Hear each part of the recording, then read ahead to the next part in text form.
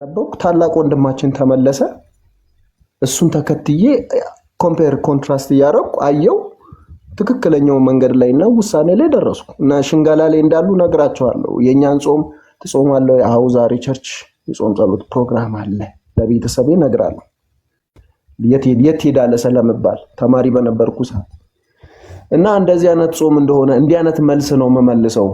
ከእናንተም ዘንድ ከስርም ጽሁፍ እያየሁ ነው አንዳንድ ነገሮች ሌላም መልስ ካለ ኤርሜ በዚህ አጋጣሚ በጣም እግዚአብሔር ካስነሳቸው ሰዎችና ከምወድ የብዙ ሰዎች የጸሎት መልስ የሆንክ ሰውና በጣም አንተን በማውራቴ እግዚአብሔር የተመሰገነ ይሁን። ይሄ ነው እኔ የምመልሰው። ሶሪ ረጅም ስላወራው። ተባረክ ወንድማችን ናውድ፣ ክብር ለእግዚአብሔር ይሁን። ምንም ጥሩ ነው ያወራው፣ ለዛ ነው ዝም ያልኩ። ትርጉም ያለው ነገር ነው የተናገርከው። የማሽሩምን እኔም አላውቀውም ነበር የፕሮቲን መጠን እንዳለው ማለት ነው። አየህ እንደዚህ የተማሩ ሰዎች ደግሞ ሲመጡ ይናገራሉ። ኦኬ ሌላስ ማን አለ? ምህረት ተካፋይ ምንድነው ጥያቄው? ቀይ ለኛው ወገኖች ጥቂት ልጠይቅ። ሰላም እሺ፣ ደህና ነኝ። ሌሎችም ካላችሁ እንድትመጡ እንደዚህ እንዳልኳችሁ ሰባቱ አጽዋማት ተብሎ የሚባል በኦርቶዶክስ ቤተክርስቲያን በየዓመቱ የሚገባ የሚወጣ እንኳን ገባ እንኳን ወጣ ጾመ ልጓሙን እንኳን ተፈታችሁ እንኳን ታፈራችሁ ብቻ የሚባል በጣም ብዙ ነገር አለና ያው ጴንጤ አንደኛ ሆዱን ወዶ ነው ከዚህ ቤተክርስቲያን የወጣው ብለው ይሉናል በጣም ብዙ ጊዜ ማለት ነው። ከኦርቶዶክስ ቤተክርስቲያን እኮ የወጣችሁት ሆዳችሁን ወዳችሁ ነው። እዚህ ያለው ጾም በጣም አስቸገራችሁ እና እንደፈለጋችሁ ለመብላት ስለምትፈልጉ ከዚህ ቤተክርስቲያን ወጣችሁ። የወጣችሁበት ምክንያት ይሄ ነው። አይ እኛ እኮ የዘላለምን ሕይወት ፈልገን ነው በጌታ ኢየሱስ ክርስቶስ በማመን ለሰነ ኖ በፍጹም ማንንም ታታልሉት። ሆዳችሁን ወዳችሁ ነው። ጴንጤ ሆዱን ይወዳል ብለው ይላሉ ቤተሰቦቻችን፣ ጓደኞቻችንም በሩቅም በቅርብ የምንሰማ ማለት ነው። እናንተ ጋር እኮ ጾም የለም። ኤርሚያስ ማንን ለማታለል ነው? ጴንጤ የት ያቅና ጾም? አንዳንዶቹ በጣም ስድብ ቃል ቀላቅለው ማለት ነው። እንደ ደጋ ፈረስ ዝም ብላችሁ አይደል የምትበሉት ያሉን ሁሉ ማለት ነው። ኧረ እንጾማለን እኮ ብለት በፍጹም የት አለ? ብትጾሙማ ኖሮ እናይ ነበር። አትጾሙም እኮ እናንተ ችግሩ አትጾሙም ብለው ይሉናል። ኧረ እንጾማለን እኮ እንጸልያለን። ኧረ እናንተ ናችሁ ጸሎት የምትጸልዩት። በፍጹም እንደዛማ ቢሆን ኖሮ እኛ ስናረግ እንደሚታየው እናንተ መታየት ነበረበት። ያልታየው ስለማታደርጉት ነው። ይሄም ደግሞ ሆዳችሁን ከመውደድ የተነሳ ነው ብለው ይሉናልና ሰባቱ አጽዋማት ብላ ኦርቶዶክስ ተዋሕዶ ቤተክርስቲያን የምታወጀው ያወጀችው ጾም ይኸው ዘመነ ጽጌ የሚባለው መጽሐፍ ቅዱሳዊ ጾም አይደለም። አንድ ጾመ ነቢያት መጽሐፍ ቅዱሳዊ ጾም አይደለም። ሁለት ጾመ ሕጋድ መጽሐፍ ቅዱሳዊ ጾም አይደለም። ሶስት ጾመ ነነዌ መጽሐፍ ቅዱሳዊ ጾም ነው። የነነዌ የአሦራውያን ሰዎች የጾሙት የዛሬ 2800 ዓመት አካባቢ ላይ የተጾመ ጾም ነው።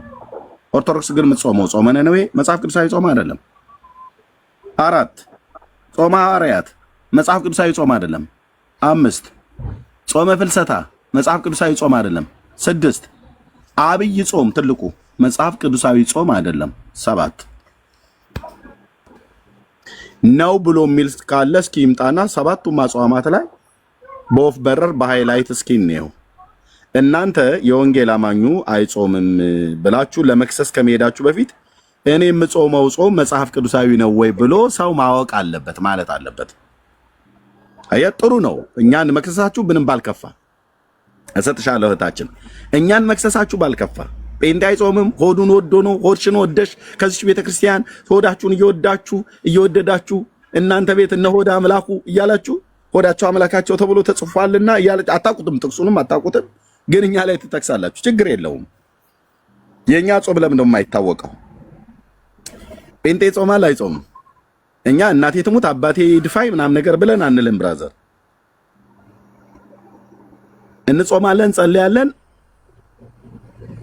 አዎ አይታወቅም እኮ ታዲያ እናንተ ኤርሚያስ ብለህ ካልክ ንጉሳችንና መምህራችን አታሳውቁ ብሎ ስላለ ነው። አየህ ማን ነው ንጉሳችሁና መምህራችሁ? የጴንጤዎች ኢየሱስ ክርስቶስ የእግዚአብሔር ልጅ የዳዊት ልጅ።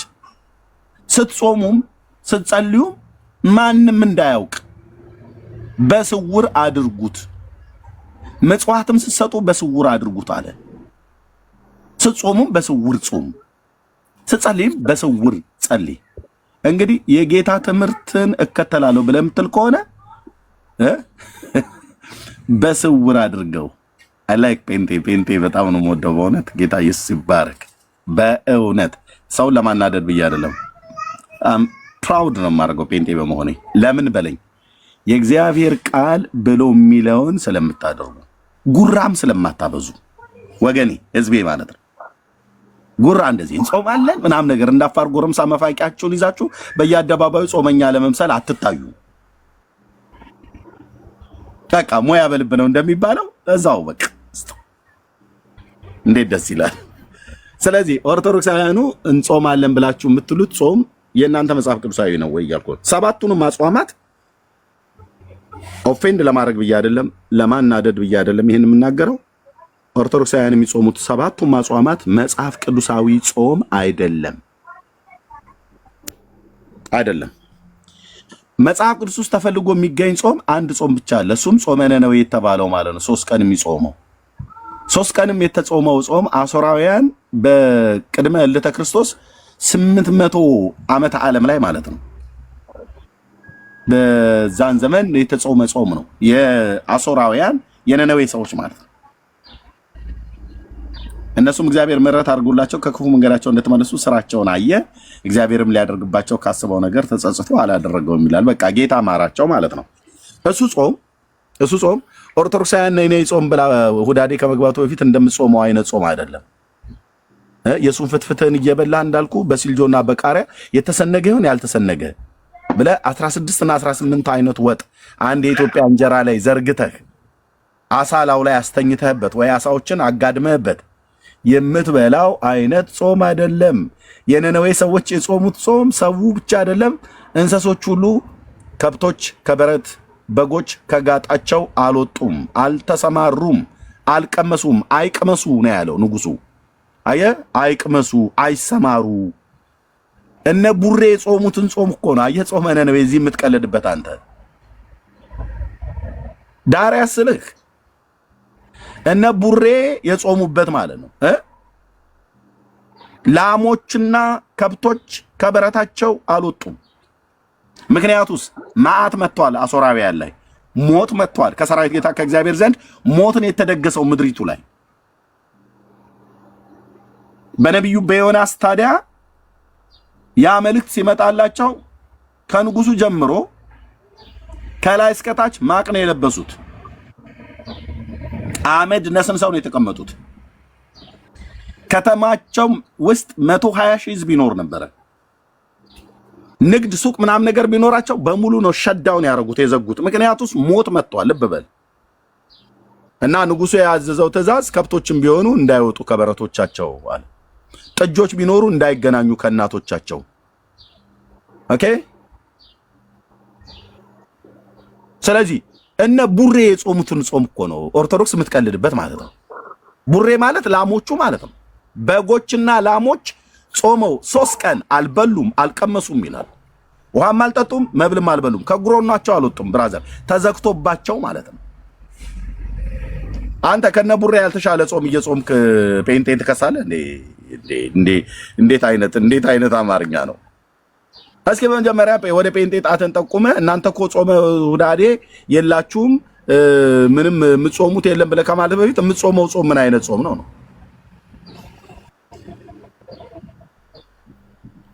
አሁን በአሦር ምድር በነነዌ የነበሩ ላሞች፣ በዚያ ዘመን የነበሩ ላሞች ቢነሱ አይስቁብህም? ኧረ በጣም ነው የሚገርመው።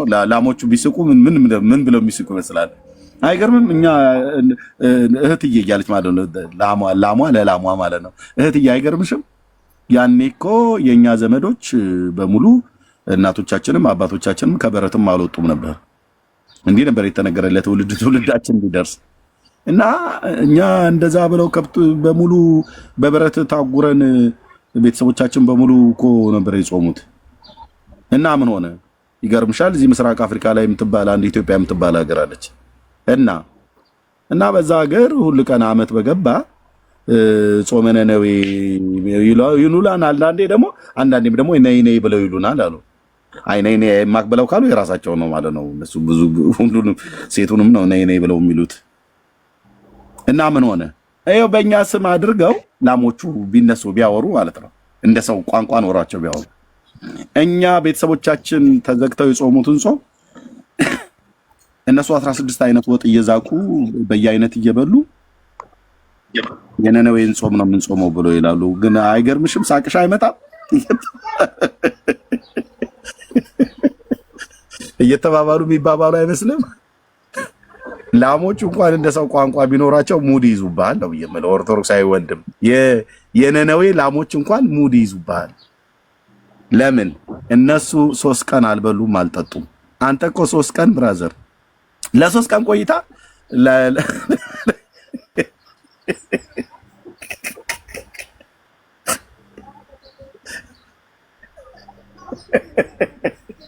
ሮያልዬ ላምን ቢሆን ጦጣ እንጾማለን አልክ። ጥሩ ነው። አይ ምን እያደረጋችሁ ነው የምጾሙት ነው? እሱ ላይ ነው ጉዳዩ። ጫወታው እዛ ጋር ነው።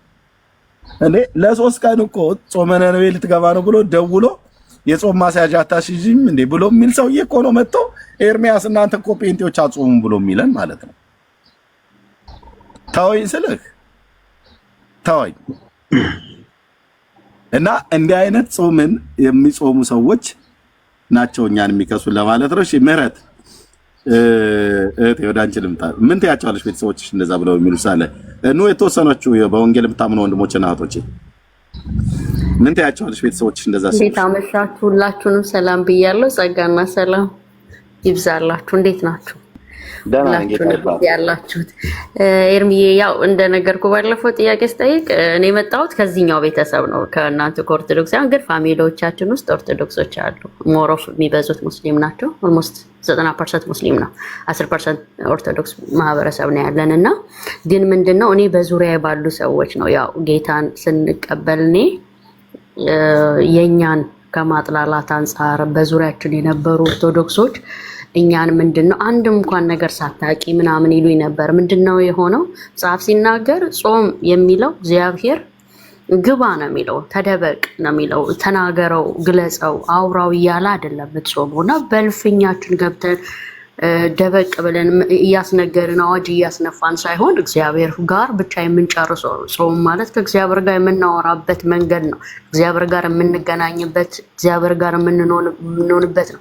ግን የኦርቶዶክስ ጸሎት ብለው እኛን ሲያጥላሉ የሰማሁትን አንዱ በጭራሽ ቆሞ ነው የነገረኝና ከዚህ ከ7 ሰው በጣም ነው የሚገርምና ምንድን ያህለ ጀስት ቅድም እንዳልከው ጀስት እኛ ለሆዳችን ያደረን ሆዳችንን የምንወድ ሆዳችንን የምናመልክ ጀስት ለመብላት ለአርነት እንደሄድን ልክ ጸጉርሽን ለመግለጥ ነው ሄድሽው እንዳለኝ ሰውዬ ነው ኦርቶዶክስ የሚያለኝና ጀስት ምን አለ እናንተ ሆዳችሁን እየሞላችሁ አመቱን ሙሉ እየበላችሁ ጀስት ለመክሰስ አይደለም። ባይዘወይ እዚህ ሳወራ እንትን እያልኩ አይደለም። ጀስት ይሄንን ቃል ነው የሚጠቀሙት። ምንድነው ለመብላት እንደመጣን ለሆዳችን እንዳደርን እግዚአብሔር ጋር ፈጽሞ የማናወራ ከእግዚአብሔር ጋር የማንቀርብ ግን በጣም የሚገርም ከራስ ኤክስፒሪየንስ እና ያለማቋረጥ ማለት ነው።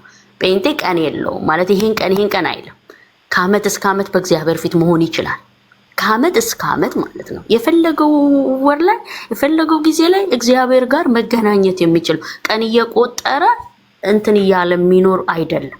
እንዲህ አይነት ማህበረሰብ አይደለም የጴንጤ ፒፕል ወይም ደግሞ የኛ ማህበረሰብ። ወደ ጌታ ኢየሱስ ክርስቶስ የመጣሁበት ማህበረሰብ ይሄንን አይደለም። ከእግዚአብሔር ጋር ለመገናኘት ሁሉ ጊዜ የሱ የሆነለት ነው። ሁሉ ቀን እግዚአብሔርን የሚያከብርበት፣ ሁሉ ቀን ከእግዚአብሔር ጋር ማውራት የሚችልበት ነው። እና ምንድነው የሚሉት እነሱ እኛን በቃ ጀስት ዝም ብለን የምንበላ እንዴት ነው መሰለ የሚቆጥሩን። ደግሞ እነሱ የጾሙትን ነገር እኛን እንደተዋረደ ነው የሚያደርጉን። እንዳትነኩት ይሉናል። የሚገርም አንዳንድ ጓደኞቼ ቤት ወይም እንደዚህ ዘመርዘ እንዳትነኪ ይሉኛል። ጀስት የማይነካ ሁሉ እቃዎች አላቸው። በጣም ባይ ዘ ወይ ምንም ስጋ እኮ አልነካውም እኔ ግን እንዳትነኪ ያሉኝ እናት አሉ። እንዳትነኪው ጀስት እቃውን እንዳትነኪ ብለውኛል። ለምን ብዬ ስል ታረክሸዋለሽ አሉኝ።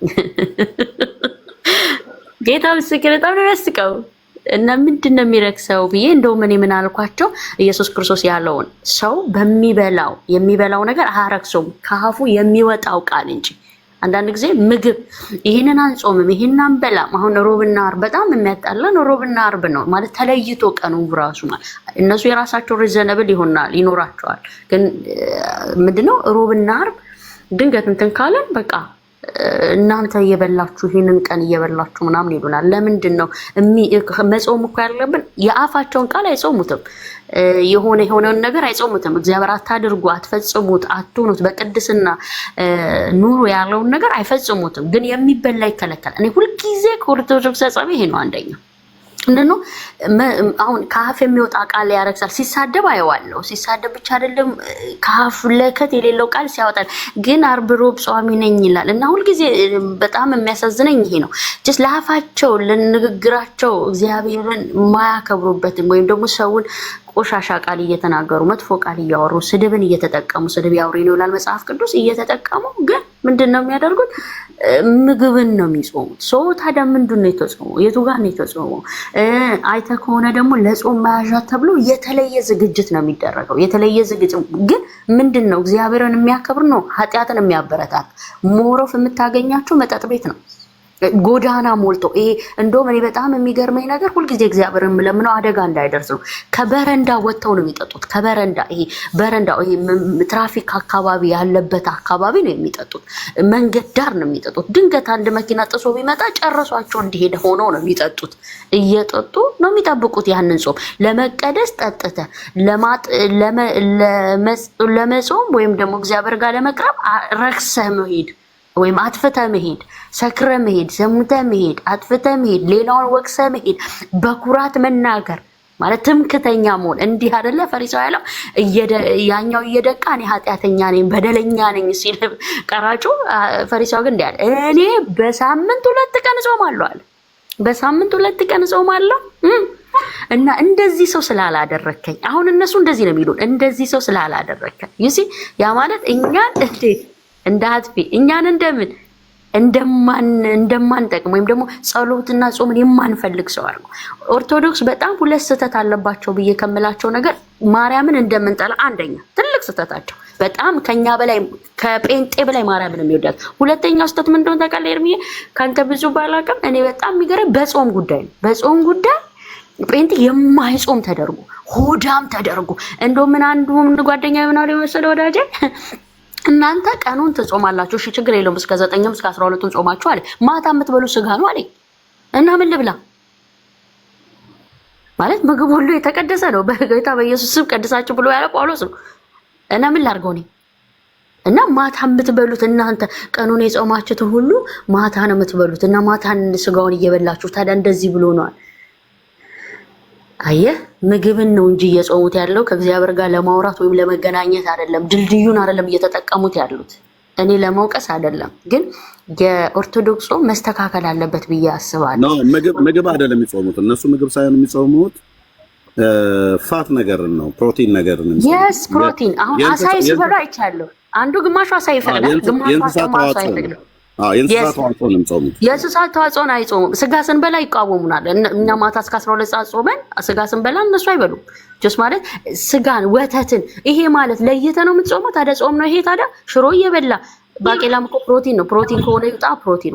ባቄላም እኮ ፕሮቲን ነው። ሽሮ ትበላ የለ እንዴ? እሱ ይውጣ።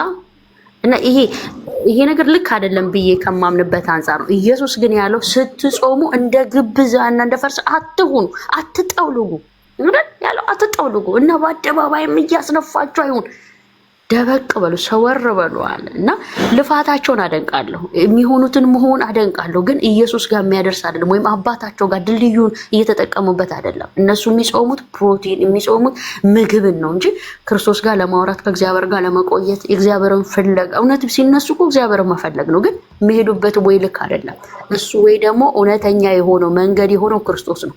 ለመጾም ከሆነ ትክክለኛ ጾም በምግብ የሚሄዳል። ኢየሱስ ሰውን የሚያረክሰው ከአፉ የሚወጣው ነው እንጂ የሚበላው አይደለም። ሰው ወተት አይደለም የሚያረክስ፣ ንግግር ነው የሚያረክስ። ሰው ስጋ አይደለም የሚያረክስ። ስጋ ውስጥ ያለው ስድብ፣ ቆሻሻ፣ ዝሙት፣ እርክሰት ነው እና ከየትኛው ነው መጾም ያለብን? ከእርክሰት ነው መጾም ያለብን? ከስድብ ነው መጾም ያለብን? ከኃጢአት ነው መጾም ያለብን? ወይስ ከምግብ ነው መጾም ያለብን? እና ይሄ ዛሬ በእውነት የተነሳው ሀሳብ ሞሮፈኔ እንዳልኩ 90% የዛኛው ቤት ቢሆንም የኛ ቤቶችም እንደዛ ነው የሚሉት። ሐሙስና ሰኞ ይጾማልና ምን ይላሉ የኛ ቤቶችም? እናንተ ሆዳም ይሉናል። ባዘው ኦርቶዶክስ እንድሰደብ ብቻ እንዳይመስላችሁ፣ በሊዘሮችም ነው የምንሰደበው። ጾምን የማናቅ ገብቷል አይደል? እንደዛ ተደርገን ነው የምታዩ። ግን እንደ ጴንጤ ጿሚ እግዚአብሔርን ፈላጊ የለምና ክብር ለእግዚአብሔር ይሁን። ብዙ አልያዛችሁ፣ ሌሎችም ሀሳብ እንዲያወጡ እንዲያወሩ እና በጣም እንደዚህ ነው። ስድብ ነው። ሆዳም በተለይ ኤርሚዬ በጣም የሚገርም እኔ ምኑ ጋር ሆዳም እንደሆነን አላውቅም። እንደው ጴንጤ 24 ሰዓት ሲበላቸው አላውቅም። ሆዳሞች ይሉናል እና ይቱ ሆዳም እንደሆነን አላውቅም። እንደውም ሞሮፍኛ ነን ምግብ ላይ ሌስ ይሆን ነው ብዬ አስባለሁ። ሆዳም ተደርገን ነው የምንሳለው። የስጋ ቤት አድማቂ ተደርገን ነው የምንሳለው። ሮንግ ነው። እኛ እንጾማለን፣ እግዚአብሔርን እንወዳለን፣ ከእግዚአብሔር ጋር እናወራለን። ይሄን ለማለት ነው። ኤርሚዬ አባረኪ ታችን ጸጋ ይብዛልሽ። ቴንክ ዩ። ሌሎችም ወገኖች ካላችሁ ከኦርቶዶክሳውያንም ካላችሁ ማለት እኔ ሰባቱም አጽዋማታቸውን በጥንቃቄ እንዳየሰው እዚያውን ዓለም አደባባይ ላይ ነው የምናገረው። እነሱን ለማስቆጣት እነሱን ለማናደድ ብዬ የምናገረው ነገር አይደለም። ሰባቱም አጽዋማት የተባለው መጽሐፍ ቅዱሳዊ አይደለም።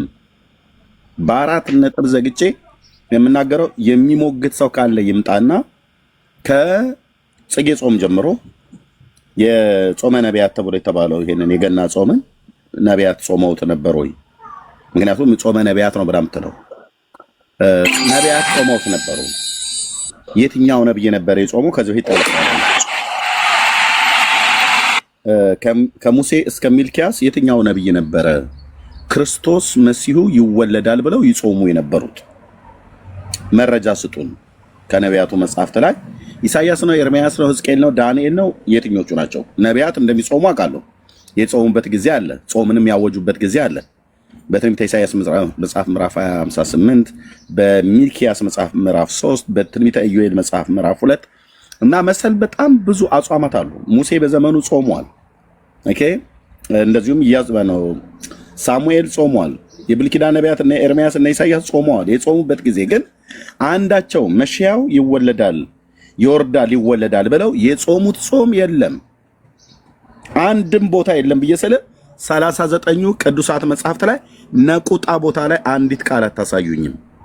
በዚህ ምክንያት ነው የጾሙት ብላችሁ የምትሉት መሽያው ሊመጣ ነው ብለው ይጾሙ ነበረ ብሎ የሚል የተጻፈ የለም። ስለዚህ በምድራቸው ላይ ግን ጌታ ሲቆጣ ህዝቡን ወደ እስራኤል ወደ እግዚአብሔር ተመለሱ ብለው ሲሉ ጾምን ቀድሰዋል፣ ጉባኤውን ጠርተዋል፣ አብረው አልቅሰዋል። በባቢሎንም ምርኮ እነ እዝራ እነ ነህምያ ጸለየዋል። የብዙ ጉባኤ ወደሱ ተሰበሰበ ይላል እዝራ መጽሐፍ ምዕራፍ 10 ላይ ስታዩ፣ አለቀሰ፣ ጸለየ። ስለ እስራኤል ህዝብ መበተን፣ ስለ ኢየሩሳሌም ከተማ መጥፋት ነህምያ ጾሟል፣ እዝራ ጾሟል፣ ዳንኤል ጾሟል። በጣም ብዙዎቹ ጾመዋል። አስቴር ራሱ ጾማለች። የአስቴር ጾም የሚባል አለ አይሁዳውያን። አንዳቸውም ግን መሽያው ይመጣል ይወርዳል ይወለዳል ብለው የጾሙት ጾም የለም እና ጾመ ነቢያት ብለው ኦርቶዶክሳውያን በያመጣው እሺ፣ ነቢያቱስ እሺ እንደው አልጾሙም። ይሄንን ጾም ግን እንደው ጾሙ እንበል። ለምን ነበር የጾሙት? ይወርዳል ይወለዳል ብለው ነው የጾሙት አሉ። እናንተ ለምን ነው የምትጾሙት? አሁን ወረደ ተወለደ አይደል እንዴ? ወረደ ተወለደ፣ ለበደል ኃጢአታችን ሞተ፣ ወደ ሰማያት እንደገና ወደ አባቱ ተመልሶ አድርጓል። አሁን ተመልሶ ሊመጣ ነው። እናንተ እነሱ ይወርዳል ይወለዳል ብለው ከጾሙ ኦርቶዶክስ ምን ቤት ናት ይወርዳል ይወለዳል እያለች አሁን የምትጾመው? መጽሐፍ ቅዱሳዊነቱን አምጡ ነው። ነነዌ አሶራውያን እንዳልኳችሁ ቅድመ ልደተ ክርስቶስ 800 ቢሲ ላይ ማለት ነው፣ ቢፎር ክራይስት ያኔ ጾሙት ነው። በአማቴው ልጅ በነቢዩ በዮናስ አፍ የተነገረውን ያ የአሕዛብ ንጉሥ ሰምቶ ከብቶችና ላሞቻቸው ሁሉ ከበረት ሳይወጡ የተጾመ ጾም ነው። ነይ ነይ ጾም ብለህ አዲስ አበባ ላይ ከሀገር ሴት ጋር የምትጠራራው ጎረምሳ ምን አስበህ ነው የምትጾመው ነው? ለምን የኢትዮጵያ ጾም ብላችሁ አትሉንም? ያን ቀን ስለ ኢትዮጵያ ለምን አናልቅስም? ስለ ሀገራችን መቼም አልቅሰን አለቃቀሳችንም ራሱ አቅጣጫ የሳተ ነው። ግን እንደው እግዚአብሔር ቢታረቀን ማለት ነው። ስለ ምድራችን አንድነት ብሔራዊ አንድነቷን ስለ የህዝብ እርስ በርስ የኑሮ መስተጋብር ያለን የፍቅር መላላት የሰላም ማጣት በዛ ጉዳይ ላይ ለምን እንደ ህዝብ አብረን ለምን አናለቅስም? እስላሙም ኦርቶዶክሱም እኛም ወንጌላውያን አማኞች ሌሎችም የኢትዮጵያ ጾም ነው ተብሎ ለምን አይቀየርም? አሶራውያን የሉም እኮ በምድር ላይ ብራዘር ታውቃለህ? ነነዌ ከጠፋች ነነቫይ ከጠፋች ድፍን ስንት ሺህ ዓመት አለፈ መሰለ። ናሆም መጽሐፍ ላይ ሄደህ ስታይ ጠፋች ይላል። ነይ ጾም ገባች እያልክ 3 ቀን አንተ በየአይነት እየበላህ ከሴት ጋር እየተቀጣጠርክ ማነሽ እስቲ ሁለት ያራበው አምጪ ብለህ እሱን የምትጾመው ጾም በአሶራውያን ህዝብ ላይ ብቻ አይደለም፣ በአሶራውያን ከብቶችና ላሞች ላይ እየቀለድክ ነው። ላሞች የጾሙት ጾም ነው ብዬ የምልህ የነነዌ ሰዎች እንስሶቻቸው ሁሉ ጭምር ሳይቀር የጾሙት ጾም ነው። መጽሐፍ ቅዱሳዊ አይደለም። ኩዳዴ ጾም መጽሐፍ ቅዱሳዊ ጾም አይደለም። ኢየሱስ 40 ቀን ነው ጾመ ብሎ የሚለው።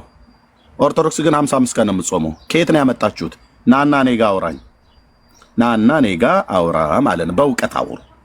ኦኬ ጾመ ፍልሰታ ሰላም ለፍልሰተ ስጋኪ ደባትረ ብርሃን ሀበተ ተክሉ ብላችሁ የምትሉት ወይ ደግሞ ሰላም ለፍልሰተ ስጋኪ ስቡሃ ዘተሰብሃ ብለህ የምትለው ማን ነው? ይሄንን ያለው መቼ ነው? ማርያም ስጋዋ የፈለሰው?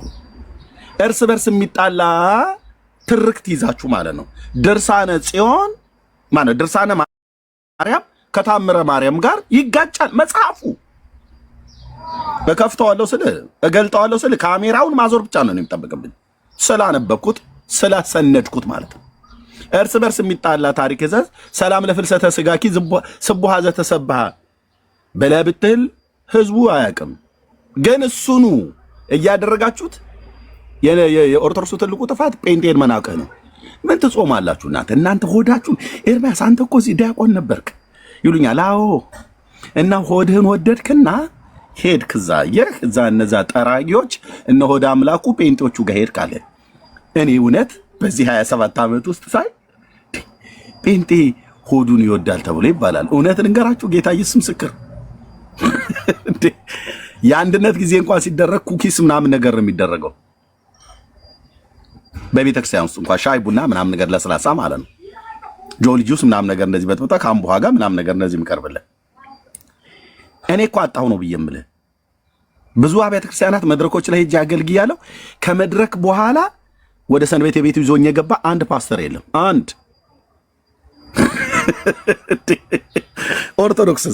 ኦርቶዶክስማ ብራዘር ሲሳይነ ዘለለ እህተነ ነው እኮ እሜቴ እነሱ ይግቡ ወደ ማጀት ሲያጠጡት ይወዳል ካህንና ሽንኩርት እያለ ይሄኛው ትንሽ ጉሽ በስቶበታል አባታችን እየተባል ነበር የሚቀዳልን የነበረው።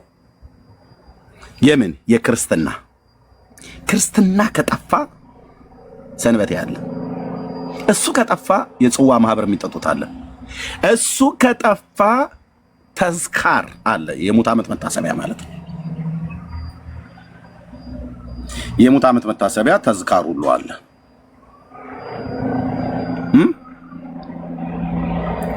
ይጠጣ ነበር። መብል የት ነው ያለው? ኦርቶዶክስ። መጠጥ የት ነው ያለው? ኦርቶዶክሱ ጋር። እኔ ነው ሆድህን ወደህ ነው የሄድከው ብለህ የምትለኝ?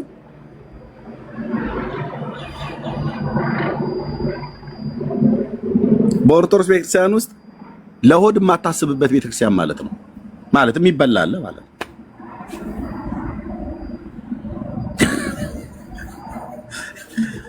እና እኔ አልታያለኝ ወገኖች። እና እህታችን ጥሩ መልስ ነው የመለስሽላቸው። ጸጋ ይብዛላችሁ። ሌሎችንም ሰዎች እንዳስገባ አስቱ መሰለችኝ እዚህ ያየኋት ጸጉረ ልውጥ ካልሆነች በሷ ስም ታዋቂ ሰው ስለሆነች በሷ ስም አካውንት የከፈተ ካልሆነ አስቱ ናት አይደል? ትክክለኛ አስቱ ነች አይደል? አስትዬ ነሽ ወይስ? ታዋቂ ሰዎች እንደማቸው ብዙ አካውንት ስለሚከፈት ሌላ ሰው ከሆነ ብዬ ነው። እንዴት ነሽ እህታችን? አለሁኝ እግዚአብሔር ይመስገን። ደህና ናችሁ? ደህና ነን እግዚአብሔር ይመስገን። እንኳን ደህና መጣሽ አስቱ። እንኳን ደህና ቆያችሁኝ። የላይቭ የቲክቶክ ምናምን ፋራ ነኝ። እሺ እንዳትታዘቡ። ጎበዝ ነሽ። ለምን እንደሆነ አላውቅም። ቲክቶክን እንደዚህ በሩቁ ነው እንደዚህ እያልኩ ማየው ውስጥ ግብት ማለት እፈራለሁ። ግን እሰማለሁ። ዝም ብዬ የሚታየኝን ነገር ልናገር፣ ልክ ካልሆንኩም ትነግሩኛላችሁ። ምንድነው መሰለህ፣ ያው ሁላችንም ብዙዎቻችን በፊት ኦርቶዶክስ ነበር እና እኔ ኦርቶዶክስ ጾም ስንጾም የዛ ጊዜ በነበረን እውቀት ነው የምንጾመው እና አሁን ላይ ሆነ አሁን ለምሳሌ እኛ በክርስቶስ አዲስ ፍጥረት ከሆንን በኋላ በመጽሐፍ ቅዱስ አንብበን ተረድተን ነገሮችን የምናደርግበት ነገር ከበፊቱ ይለያል። ግን በፊት እኮ እኛም ወንጌል ሲነገረን ሪዚስት እናደርግ ነበር፣ ቶሎ አሜን አንልም ነበር። እንደው ዝም ብዬ ግን ነገሩን ለማቃናት ሳስበው ይሄ አስቦ ለማይጾም ሰው የተሰሩ አጽዋማትን ወደ በጎ ቀይሮ፣ ለምሳሌ የነኖይ ሰዎች ለራሳቸው ዘመን ችግር ለጾሙት ጾም 17 ዓመቴ ላይ ነው ትዝ ይለኛል ጥያቄ የጠየቅኩት። ለምንድነው ለኛ ለአሁን ለኢትዮጵያ ላለብን ችግር የራሳችንን ጾም አውጀን እማንጾመው ነበር። ዘ ሴም ቲንግ ልክ አሁን ቅድም አንተ እንዳልከው ሁላችንም ከብቱም ምኑም በቃ ጾሙ ህዝብ ሁሉ እንደውም በጣም ብዙ ጊዜ ፖስት ማደርገውን አይተህ ከሆነ እውነት የኢትዮጵያ ሰዎች የነነዌን ሰዎች ታሪካዊ ጾም ማክበር ነው የሚሻለው ወይስ የኢትዮጵያ ሰዎች ጾም ብለን አውጀን ስቴዲየሙን ሞልተን መስቀል አደባባዩን ሞልተን በንጹህ ልብ በተዋረደ ልብ እግዚአብሔር ሆይ ተመልከተን፣ አካሄዳችንን ተመልከት፣ በደላችንን ይቅር በለን ብለን እኛ ብንጾም ራሳችንን ብናዋርድ መልካም አይሆንም ወይ ብዬ ብዙ ጊዜ የማስበው የምመኘው ነው። እና የዛ ጊዜ እንደምታደል ሆኖ የሀገሩ መንግስት ነው ያወጀው ያን ጾም። በዛ ምክንያት ጾሙ እግዚአብሔርም ዘንበል አለላቸው እና እንደዚህ ማቃናት ብንችልና የሆነ ብንጾም ጥሩ ነው ብዬ ያስባለሁኝ። ምን ይመስላል? ራይት አስቱ እውነት ነው። እኛም ይሄንን ነው እያልን ያለ ነው። አገራዊ ጾም ራሳችንን የቻለ እንግዲህ አሁን ኦፊሻሊ አጽዋማቷን በአደባባይ ላይ ከገለጠችው ቤተክርስቲያን አንዷ ኦርቶዶክስ ናት። 7ቱ አጽዋማት ተብለው የሚባለው ላይ ይጾማሉ። ኦኬ፣ በሃይማኖታቸው ደረጃ ይችላሉ። እሱን ግን እኛ የምንጾመው መጽሐፍ ቅዱሳዊ ጾም ነው ብለው እኛን የወንጌላውያን አማኙን ግን እንደማንጾም ከቤታችን ጀምሮ እስከ አደባባይ ድረስ ጴንጤ ጾም የለውም፣ ጴንጤ ሆዱን ወዳጅ ነው፣ ጴንጤ ማለት እንዳሳማ ዝም ብሎ የሚበላ ነው፣ እንደ ከርከሮ የሚበላ ነው ምናምን ነገር እያሉ በጣም ብዙ ጊዜ ሲያወሩ እንሰማለን። ስቀንም ፈገግ ብለንም እናልፋቸዋለን። ስለ ሃይማኖታችን ሲነቅፉንም ያው ስለ ጌታ ስለ ወንጌል እንደሆነ ስለሚገባ እንተዋለን። ግን ደጋግሞ ይሄን በመጠየቅ ለማሸማቀቅ የሚሞክሩና እውነትም አንዳንድ መጽሐፍ ቅዱስን ገና በመማር ላይ ያሉ ሰዎች እውነትም ለካ ጴንጤ እንደ ጾም የለውም እንዴ ለካ አንጾም እንዴ እውነትም ለካ ጾም ፈርተው ነው እንዴ ከኦርቶዶክስ ቤተክርስቲያን የሚወጡት? ጴንጤ ጋር መብል ስላለ ሆዳቸውን ወደው ነው የሚሄዱት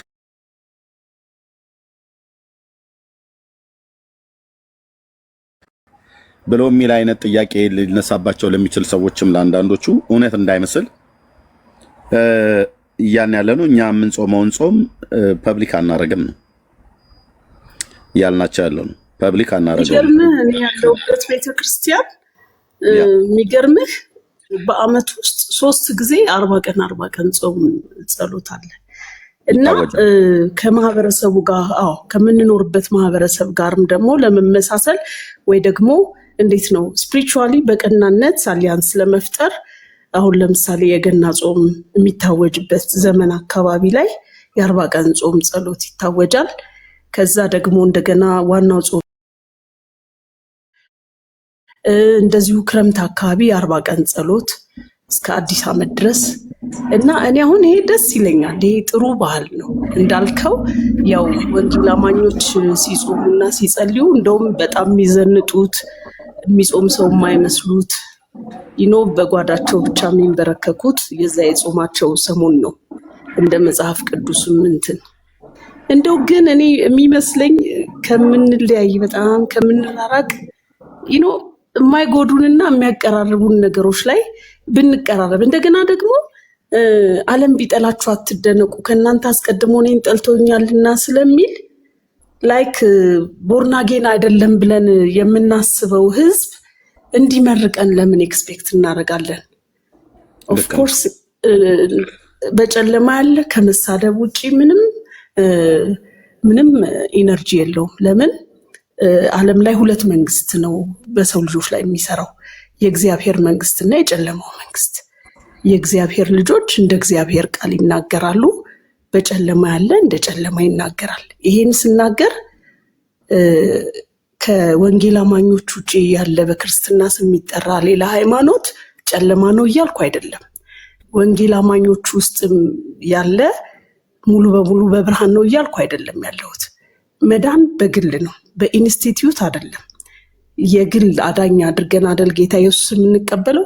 ልክ እንደዛ በየግላችን ክርስቲያን ነን ብለን የምናምን ሰዎች እግዚአብሔርና እኛ ብቻ የምናውቀው ማንነት አለን። አንደበታችንን ሰዎች ይሰማሉ፣ ድርጊታችንን ሰዎች ያያሉ፣ ሐሳባችንን እና ሞቲቫችንን ግን የሰራዊት ጌታ እግዚአብሔር ያያል። በምንጾምም ሰዓት ወደ ጓዳችን እንድንገባ፣ በራችንን እንድንዘጋ፣ ጸሎታችንን ከሱ ጋር እንድናደርግ የሚነግረን ገባህ አይደል? በጾም የምትሸውደው ሰው ወይ ይሄ ለሰው እኔ እኮ ጿሚ ነኝ ብለህ ሾዋፕ የምታረገው ነገር አይደለም። ሪዛልቱም በዛው ልክ ስለሆነ ማለት ነው። አጠቃላይ በወንጌል የምናምን ከቅድስት ድንግል ማርያም በተወለደው በኢየሱስ ክርስቶስ ለኛ ሲል በመስቀል በተሰቀለው በሞተው ሞትን ድል አድርጎ በተነሳው ተመልሶም በሚመጣው የምናምን ልባችንን አንጽተን የእውነት ጾማችንን ጌታ በሚያየው ብናደርገው ኢትዮጵያ ውስጥ ባለው የቤተ ክርስቲያን ብዛት፣ ኢትዮጵያ ውስጥ ባለው የክርስቲያን ብዛት ይሄ ሁሉ መዓት ሀገራችን ላይ የሚወርድ ይመስልሃል ወንድሜ? እኔ አይመስለኝም። ልባችንን ለሚያየው ለእግዚአብሔር እንውደቅ፣ እንደ ቃሉ እንኑር። በቃ ተሳስተንም ከሆነ ከቃሉ ውጪ ነገሮችን እያደረግን ያለነው ባህል ሆኖብንም ከሆነ እንመንና ሰው አንድ ሳምንት ቢታዘበን ይሻላል በእግዚአብሔር ፊት መሳቂያ ከምንሆን፣ አካሄዳችን የማይሆን ሆኖ ወደ ጨለማ ከምንሄድ እንደ እግዚአብሔር ቃል እንጹም፣ እንደ እግዚአብሔር ቃል እንናገር፣ እንደ እግዚአብሔር ቃል እናስተምር። ከዛ እኛንም ትውልዳችንንም ሀገራችንንም እናድን። ያለበለዚያ እስከ መቼ ነው ኢትዮጵያ የክርስቲያን ብዙ ክርስቲያን ያለባት ሀገር እየተባለች ግን በእንደዚህ አይነት ውድቀት በእንደዚህ አይነት የትውልድ ከእግዚአብሔር መንገድ የራቀ አካሄድ እንትን እያልን የምንሄደው?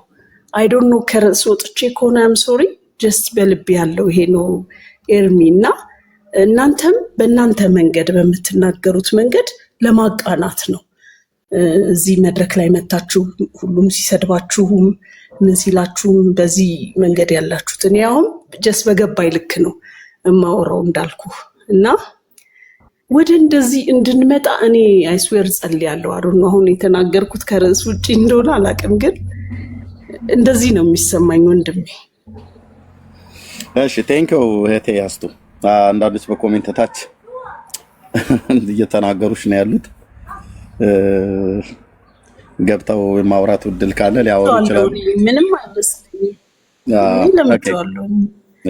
ይቅርታ አንዴ ብቻ ጠይቃት የሆነ ጥያቄ።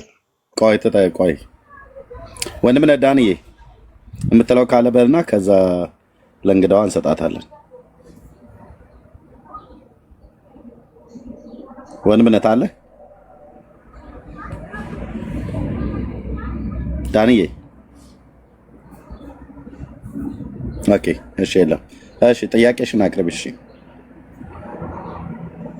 እሺ እኔ አሁን እሷን ሰላም አስቴር፣ በጣም እውነት በጣም ተመችተሽኛል፣ እግዚአብሔር ያክብርልኝ። ልጠይቅሽ የምፈልገው ነገር አሁን አንቺ ፕሮቴስታንት ነሽ አይደለ? ከዚህ በፊት እናንተ ጋር ጾም አለ።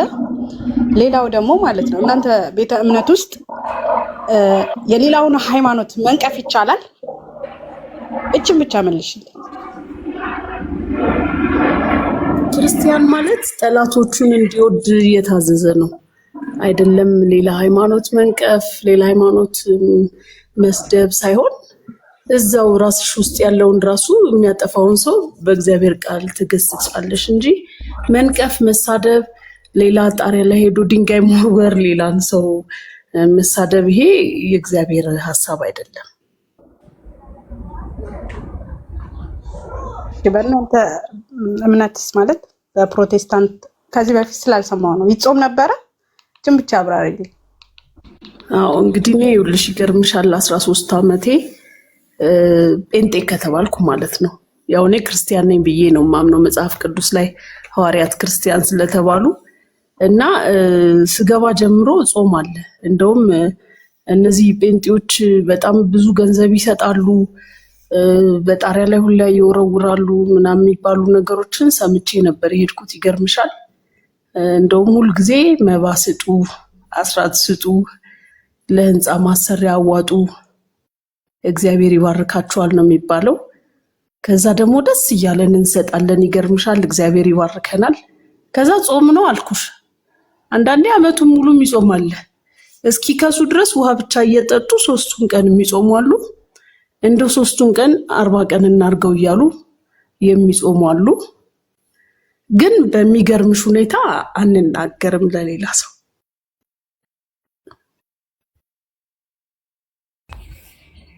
ያ አይ እኔ ማለት ጓደኞቼም ስለነበሩ ስለማቀያው ስለማይጾሙ ያንን ስላወቅኩኝ ነው የጠየኩሽ። ግን ማለት ነው አሁን ተናገሩ እውነቱ። ይቅርታ ግን ይሄንን ስለ ብዙም ጊዜ እንድትሰሚም ስለምፈልግ ነው ያስቱ። ብዙ ጊዜ ኦርቶዶክስ ቤተክርስቲያንን ነው የምትናገረው። ቤተክርስቲያን ራሷ ስህተት ካለባት ራሷ ማረም ትችላለች። አንተ ስላልክ ወይ ሌላ ቤተ እምነት ስላላት ልታርምም ልታስተካክልም አትችልም። የራስክን ሃይማኖት ብቻ መጽሐፍ ቅዱስም ብቻ ለምንድን ነው የማታስተምረው? ይሄ ለአንተ ነው ጥያቄ። አስቱ እንድትመልስልሽ ነው ወይስ ቀን በቀን ኢትዮጵያ ኦርቶዶክስ ቤተክርስቲያን እስቲ ካቶሊክ ወይ ደግሞ ፕሮቴስታንት ቤተክርስቲያን እምነታችን ብለህ አስተምረህ ታውቃለህ? ቀን በቀን ዛሬ ተክልዬ ከሆነ በተክልዬ፣ ነገ ገብርኤል ከሆነ በገብርኤል፣ ከነገ ወዲያ ሚካኤል ከሆነ በሚካኤል፣ ቀን በቀን እንደዚህ አይነት ነገር ነው የምታወራው። ይሄ ነገር ጥሩ ነው ወይ? ለራስህ ጥሩ ነው ወይ? ማለት ስታስበው አንተ ራስህ ቆም ብለህ ስታስብ አንተም ቤካም እንደዚህ አይነት ነገር ነው የምታራምዱት። ጥሩ ነው ወይ? ጥሩ ስለሆነ እኮ ነው የቀጠልነው እህቴ። ጥሩነቱ አዎ ጥሩ ነው። ኦኬ ለምንድን ነው ግን የምትናገሩት ብለሽ ካልሽኝ የኔ ልንገርሽ። አንደኛ እኔ የወንጌል ሰባኪ ነኝ። የወንጌል ሰባኪ ሲሆን የጌታን የኢየሱስ ክርስቶስን በጎነትና አዳኝነት ምሕረትና ፍቅሩን ቸርነቱን ለሰዎች እሰብካለሁ። ያዳነኝ ኢየሱስ ያድናል፣ የቀደሰኝ ኢየሱስ ይቀድሳል፣ ያጸደቀኝ ኢየሱስ ያጸድቃል ብዬ እናገራለሁ ማለት ነው። ይሄንን ስናገር ኢየሱስ ያድናል፣ ኢየሱስ ጌታ ነው ብዬ በወንጌል እውነት እንደተጻፈ እሱን ስሰብክ የምሰብከው ለሰዎች ነው። በጎነቱ ለሰዎች ነው የምንናገረው። በምንናገር ሰዓት ላይ የእናንተው ቤተ እምነት አሁን የጠራሽው ኦርቶዶክስ ተዋሕዶ ቤተክርስቲያን አንደኛ የነበርኩባት ቤተክርስቲያን ነች። ህዝቤ ስለሆነ ስለሚመለከተኝ ለእኔ የበራልኝ የወንጌል ብርሃን ያልበራለት ህዝብ ስለሆነ ኦኬ። ለምንድን ነው ያልበራለት ህዝብ? ድቅድቅ ጨለማ ውስጥ የተቀመጠ ህዝብ ነው። እኔም አይደለም ብቻ አይደለም ያልኩትኝ ራሳቸው የኢትዮጵያ ኦርቶዶክስ ተዋሕዶ ቤተክርስቲያን ብፁዕነታቸው ብፁዕ አቡነ ማርቆስ የኢትዮጵያ ኦርቶዶክስ ቤተክርስቲያን ስብከተ ወንጌል ኃላፊ ድቅድቅ ጨለማ ውስጥ ነው ያለነው ብለዋል። ስለዚህ ድቅድቅ ጨለማ ውስጥ ያለውን ህዝብ ወደ ክርስቶስ ብርሃን ለመጥራት እግዚአብሔር ጠርቶኛል፣ ሰብካለሁ ማለት ነው። ትናንትና ለዚሁ ህዝብ እየቀደስኩ በእርፈ መስቀል ደሙን ስሰጠው ነበር። ዲያቆን እንደመሆነ መጠን ቅዳሴ ጸበል ከኔ እጅ እየተቀበለ ሲጠጣ ነበር። ኦኬ እኔ አሁን የወንጌል ብርሃን በራልኝ። በድቅድቅ ጨለማ ሳይሆን በሚደነቅ የወንጌል ብርሃን ውስጥ ነው ያለሁት። እሱም በክርስቶስ ኢየሱስ ህይወትና ዓለመጥፋትን ወደ ብርሃን የገለጠ ጌታ እግዚአብሔር ከዓለም ርኩሰት ባዳነው በዘላለም ርስት ተካፋይ እንዲሆን በጠራው በወንጌል አማኞች ዘንድ ነው ያለሁት። ያንን ትቼ የመጣሁትን ህዝብ ወደዚህ መዳን እንዲመጣ እሰብካለሁ። እኔን ያዳነ ኢየሱስ ያድንሃል እለዋለሁ። እኔን የወደደ ኢየሱስ ይወድሃል እለዋለሁ። በዚህ ሰዓት ላይ ምንድነው ብላችሁ የምትሉት? ከእናንተ ቤተ እምነት ያላችሁ የጠየቅሽው ጥያቄ ሰፊ ነው። የጠየቅሽው ጥያቄ ላይ የሚመጠን መልስ ልስጥሽ። ኢየሱስ ያድናል ስንል እመቤታችንስ ትላላችሁ እኮ። እመቤታችሁ ምን ታድናለች ይላሉ። በዚህ ሰዓት ላይ አይ አታድንም እልሃለሁ፣ አታድንም እንላችኋለን። ምክንያቱም ማርያም ታድናለች ብሎ የሚል በመጽሐፍ ቅዱስ ውስጥ በብሉይም በአዲስ ኪዳንም አንድ ቦታ ላይ የተጻፈ ስለሌለ ማንንም አድና ስለማታውቅ ልታድንም ስለማትችል ማዳንም የእሷ ሳይሆን ከእሷ የተወለደው የበጉ ነው የሚለን መጽሐፍ። ማዳን የበጉ ነው፣ ማዳን የእግዚአብሔር ነው እንጂ ማዳን የማርያም ነው አይልም። ደህንነት ከእግዚአብሔር ዘንድ ነው፣ ማዳን የበጉ ነው። ስለዚህ ክርስቶስ ያድናል ብለን ስንሰብክ እመቤቴስ፣ አርሴማስ፣ ተክለ ሃይማኖትስ ያድኑ የለ ወይ ብሎ ለሚል ህዝብ አይ እነዚህ የጠራቸው እንደማያድኑ አዳኙ ግን በሐዋርያት የተሰበከ በነቢያት የተተነበየለት የእግዚአብሔር ልጅ የዳዊት ልጅ ኢየሱስ ክርስቶስ ነው ብዬ እናገራለሁ። በዚህ መካከል በሚነሳ ፍጭት እንግዲህ ይነሳል ማለት ነው። ኦኬ ይነሳል ማለት ነው። ማርያም ታድናለች ብላችሁ ስትሉ ከመጽሐፍ ቅዱስ መረጃ አምጡ ብለን ስንል የለም። ኦኬ እሷ በባለፉት ትውልዶች ማንንም አድና አታውቅም። የጌታ እናት ማርያም አሁንም አታድንም፣ ለወደፊትም አታድንም ለዘላለም። ለምን? ማዳን የሰው አይደለም። ማርያም ሰው ናት። ማዳን የእግዚአብሔር ነው። ደህንነት ከእግዚአብሔር ዘንድ ነው ያሉት የብሉይ ኪዳን ነቢያት። እናንተ የምድር ዳርቻዎች ሁሉ ወደ እኔ ዘወር በሉ፣ እኔ እግዚአብሔር አምላካችሁ መድኃኒታችሁ ነኝና እያለ ለእስራኤልም ቤት ለምድር አሕዛብ ሁሉ በባህር ደሴቶች ለምትኖሩ የምድር ዳርቻዎች ሁሉ ወደ እኔ ዘወር በሉ ትድናላችሁ፣ ከእኔ በቀር ሌላ መድኃኒት የለም፣ እኔ ነኝ እያለ ሲናገር የነበረው የአብርሃም አምላክ ያህዌ ነው አዳኝ ብለን እንላለን። እናንተ ጋር ግን ብዙ ናቸው አዳኞቹ። በዚህ መካከልስ ይነሳላ። ለምን ታነሳለህ ኦርቶዶክስን ብለህ ካልሽኝ፣ እኔ እኮ የኦርቶዶክስ ቤተክርስቲያን ዲያቆን የነበርኩ ሰው ነኝ። ኦኬ አንቺ ማየት አይጠብቅብሽም ማለት አይጠብቅብሽም፣ ማየት እኮ አይጠብቅብሽም። ሌላው ማስረጃ የምታወጣ እኮ የኦርቶዶክስ ስለነበርክ ወይ ዲያቆን ስለነበርክ ምንም ማስረጃ ስላላየ እንዴት ማየት አይጠብቅ። አሁን አንቺ ድቁናን ምቺ ከወደ መጠየቅ ነበር። አይሽ በባለፈውም እኮ ጠይቀሽ አንድ አዚምልኝ ብለሽ እንደውም አዚም ይልሽ ነበር። እሱን ተይው ካሉ ጳጳሳቶቹን የቄሶቹን ማስረጃ እንደምታወጣ እኔም አለኝ ብለን ወይ ፎቶ ቪዲዮ ብታሳየን እናምናለን። እቴ ስለ ፎቶና ስለ ቪዲዮ አይደለም። እውቀት ካለሽ እውቀት በእውቀት ጠይቂ፣ እዚህ ያለውን ሰው ማለት ነው። ፎቶና ቪዲዮ ነው። የገጠር ሰው ነኝ። ኦኬ እኛ ጋር ፎቶና ቪዲዮ እዛ ገጠር የሚቀርጸን ሰው የለም። ኦኬ እንደዛ መብለን ማስተማር እንችላለን። ምን የፈለግሽው እህቴ? ማንሽ ትንቧለ ስምሽን ስላጻፍሽው ያ ኦኬ ያ እሺ ይቅርታ፣ የኔ እህት ይቅርታ። አንቺ ኦርቶዶክስ ነሽ? እኔ አዎ። ማን ልበል ስምሽን?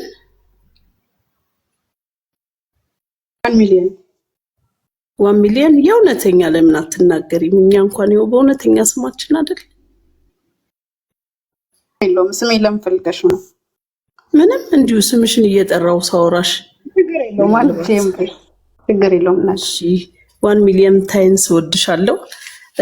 ኤርሚ ይውልሽ። አሁን ለምሳሌ ኤርሚ ወንጌል የሚሰብክበት መንገድ በራሱ ልክ ነው። ገባሽ አይደል? ሁሉም በተረዳው መጠን ነው ወንጌል የሚሰብከው። ገባሽ? አሁን አንቺ ለምሳሌ ክርስቲያን ነሽ አይደለ? ኦርቶዶክስ እኮ ክርስቲያን ነች። ሶ አንቺ የኤርሚን እንትን ስህተት ምናምን ሳይሆን መናገር ያለብሽ አንቺም እኮ እንደኛ ወተሽ ለሌላ ጌታ ኢየሱስ ክርስቶስን ለማያውቅ ሰው ጌታ ኢየሱስ ክርስቶስ ያድናል፣ መዳን በሌላ በማንም የለም፣ እንድንበት ዘንድ ከሰማይ በታች የተሰጠን ስም ሌላ የለም፣ ኢየሱስ ነው የሚያድን ብለሽ እኮ አብረሽ መስበክ አለብሽ። ለምሳሌ ኤርሚ ቢሳሳት እንኳን አንድ ነገር ጨርስና ታወሪያለሽ። ስለሆነ ነው ቤተክርስቲያንን እየነቀሰ ስለሆነ ስለሚያስተምር ትዕግስት አይኖርሽም። ምናልባት ካልሰማሽው አለ እቺም ብቻ ታገሽ። እንግዲህ እሱንም እነግረዋለሁ። ሶ አንቺ ኤርሚን ውደጁ። ኖርማሊ ብትወጁ ነው እዚህ የመጣሽው። ብትጠይው አትመጪም። ወንድምሽ ነው፣ ምንም አልሽምን። ኤርሚም ደግሞ ማለት ነው እኔ ትንሽ መናገር የምፈልገው አንዳንዴ እውነትን በምትናገር ሰዓት ለምትነግረው ሰው ባትቆረቆር እኮ አትነግርም። ለወጣህበት ቤተ እምነት አንተ ላመንከው እውነት ለዳንክበት እውነት እንዲቀርቡ በማሰብ ነው የምትናገረው ሞቲቭ አይደል? ግን አንዳንዴ ልጆቻችንን እንኳን እኮ እንቆጣለን። በቃ አልስተካከል ካሉን እኔ እንደው ምን ይሻላል ይሄ ልጅ እንደው ምናምን እቺ ልጅ እኮ ብለን በንዴት ሰዓት እንናገራለን። ምናልባት ያቺ የንዴት ንግግራችን ሰዎችን ካናደድናቸው በኋላ ፍቅርን ወንጌልን ስንነግራቸው አይምሯቸው ሎክ ሊያደርጉ ይችላሉ። ስለዚህ አዝማች ፖሲብል በፍቅር በመከባበር ብንነጋገር ጥሩ ነው ብዬ ነው የማስበው። በእርግጥ ይሄ የኔ አመለካከት ነው እና እንደውም ከታች አንቺ ወንጌልን እንትናቲም ኮምፕሮማይዝ ታደርጊያለሽ አይነት ነገር እያሉ ሲነግሩኝ ነበረ። ግን የኔ መንገድ አንተ እውነትን ለመንገር በወጣህበት መድረክ ላይ እውነትን ልትነግረው ያልከውን ሰው ቀድመህ አንተ እኮ የምትከተለው ነገር እንደዚህ ነው የተሳሳተ ብለህ ፍልጥ ካረከው ካናደድከው በኋላ እውነትን ስትነግረው ሊሰማ ይችላል ወይ? ሪዚስት አያደርግም ወይ? እርሻ እንኳ ሲታረስ መጀመሪያ መሬቱ ታርሶ ለስልሶ ምን ብሎ ነው አይደለ? እና የእግዚአብሔር ቃል ዘር ነው እና የሰማው ላይ ሁሉ እንዘራለን ብለን ሰዎችን ካበሳጨናቸው በኋላ የእውነትን ቃል ስንነግራቸው ይሰማሉ ወይ? አይዶን ነው እኔ አላውቅም። እና ምናልባት በጣም ከይቅርታ ጋር ባታናድዳቸው፣ አንቺም ደግሞ የኔ ቆንጆ ኤርሚን ባትናገሪው የታለ ድቁና ግን አንቺ ዛሬ ምናልባት ዛሬ ይሆናል እሱ ጋር የገባሽው። እስቲ ቀን በቀን ተከታታዩ በቃ ሁሌ ዛሬ ማርያም ሆነች በማርያም ነገ ገብርኤል ሆነ በገብርኤል የሚናገራቸው ቃላቶች ፌር አይደለም። አንተ ከነበርክበት ቤተክርስቲያን ከእሷ ነው መጽሐፍ ቅዱስን የተማርከው። ይሄን ታውቃለህ አይደል? ማስተማር ካለብህ መጽሐፍ ቅዱስና መጽሐፍ ቅዱስን ነው። ይሄን ነው አንድ ጊዜ እኔም ልናገር ወይ አንድ ጊዜ ጥያቄ አለኝ። ቆይ ለ1 ሚሊዮን እሺ ተናገራለሽ እህታችን። ምንድነው ለምሳሌ ወንድምነት ዛሬ ርዕስ ይዘው ገብቷል። ቅዱሳት ነቢያት የገና ጾሙ ነበር የሚል ጥያቄ ጠይቋል። ይሄ ጥያቄ አንቺ ነው ፈንድ ካደረገ ምንም ማድረግ አይቻልም። ደጋግመሽ ልትሆኚ ትችላለሽ። ይሄ ነገር ካናንዳቸው ኦርቶዶክሳውያን ደጋግማችሁ መናገር ትችላላችሁ። ጥያቄ ጠይቃችሁት አንተ ራስህ ንግግርን አስተካከል። አንተም የእሱ ቤቴ ነህ። አንድ ናችሁ። በስነ ስርዓት ሰውን አለ ወደ አንድ ጊዜ እህት አለምዬ አንድ ጊዜ አንድ እህት አለምዬ ታመናጭቅ በስነ ስርዓት ዲሲፕሊን ባለው መንገድ ሰውን አናገር። እሺ አንድ ጊዜ እኔ እኮ ምን አልኩኝ ታዲያ እኮ እኔ እሺ። ስለዚህ ወንድምነት ኤርሚ ጥያቄን ይዞ የመጣው ውጭስ ጥያቄ ይዞ ሲመጣ እናንተ ቤተ እምነት ውስጥ ወይም በኦርቶዶክስ ተዋህዶ ቤተ እምነት ውስጥ የሚደረገውን ወይም ደግሞ እናንተ አምናችሁ የምትጾሙትን ጾም ነው ሰው የምትጾሙትን ጾም መጽሐፍ ቅዱሳዊ አድርጉት ብሎ አለ። ይሄ ጥያቄ እናንተን ካበሳጫችሁ ምንም ማድረግ አይቻልም። በቃ ምንም ማድረግ አይቻልም። ያበሳጫችሁ መልስ የሌላችሁ ነው። ያበሳጫችሁ ስርዓታችሁ መጽሐፍ ቅዱሳዊ ስላልሆነ ነው። ያበሳጫችሁ አሁን የምታደርጉት እያንዳንዱ ስፒሪቹዋል ልምዶቻችሁ በጠቅላላ ከክርስቶስ ትምህርት የወጣ ስለሆነ ነው። ሌላ ነገር ደግሞ ለምሳሌ በኦርቶዶክስ ተዋህዶ ቤተ እምነት ውስጥ እኔ እንደ ራሴ እንደ በግል እንደ ቤካ ኤርሚ እንደውም አዎ ክርስቲያን ናቸው ምናምን ብሎ እንደውም ይቀበላቸዋል። እኔ ግን ኦርቶዶክስ ተዋህዶ ቤተ እምነት እንደ ክርስቲያን አልቆጥራቸውም። ክርስቲያን ናቸው ብዬም አላምንም። ይሄ ማለት ታስረዳኛለህ? አዎ በጣም ላስረዳሽ ይችላሉ። ለምሳሌ አንድ ሰው ክርስቲያን ተብሎ ሊጠራ የሚችለው በክርስቶስ ኢየሱስ አዳኝነት አምኖ የክርስቶስ ተከታይ የሆነ ከክርስቶስ ውጭ ሌላ አዳኝ የለም ብሎ የሚያምን ነው ክርስቲያን ሊሆን የሚችለው። ኤንድ ክርስቲያን ከሆነ በኋላ በክርስቶስ ትምህርት ነው የሚኖረው which የእግዚአብሔር ቃል ከሚለው ውጭ የአምልኮ ስርዓት በእነሱ ውስጥ ወይ ደግሞ መንፈሳዊ ልምዶች ካለ እነሱ ውስጥ ክርስቲያን ተብሎ ሊጠሩ አይችሉም። በኦርቶዶክስ ተዋህዶ ከክርስቶስ ትምህርት ውጭ ብዙ የምታደርጋቸው ይህ መጽሐፍ ቅዱሳዊ የሆኑ ልምዶች አሉ። ለምሳሌ አምልኮን ብንወስድ ሊመለክ የተገባው ልዑል አምላክ እግዚአብሔር ብቻ ሆኖ ሲያበቃ ከእግዚአብሔር ውጪ የምታመልኳቸው በጣም ብዙ አሉ። ሀገር በቀል ከውጭም ኢምፖርት የተደረጉ ብዙ አማልክቶች። እነኚህ እያንዳንዱ ተመልኮ ሲያበቁ ቀንና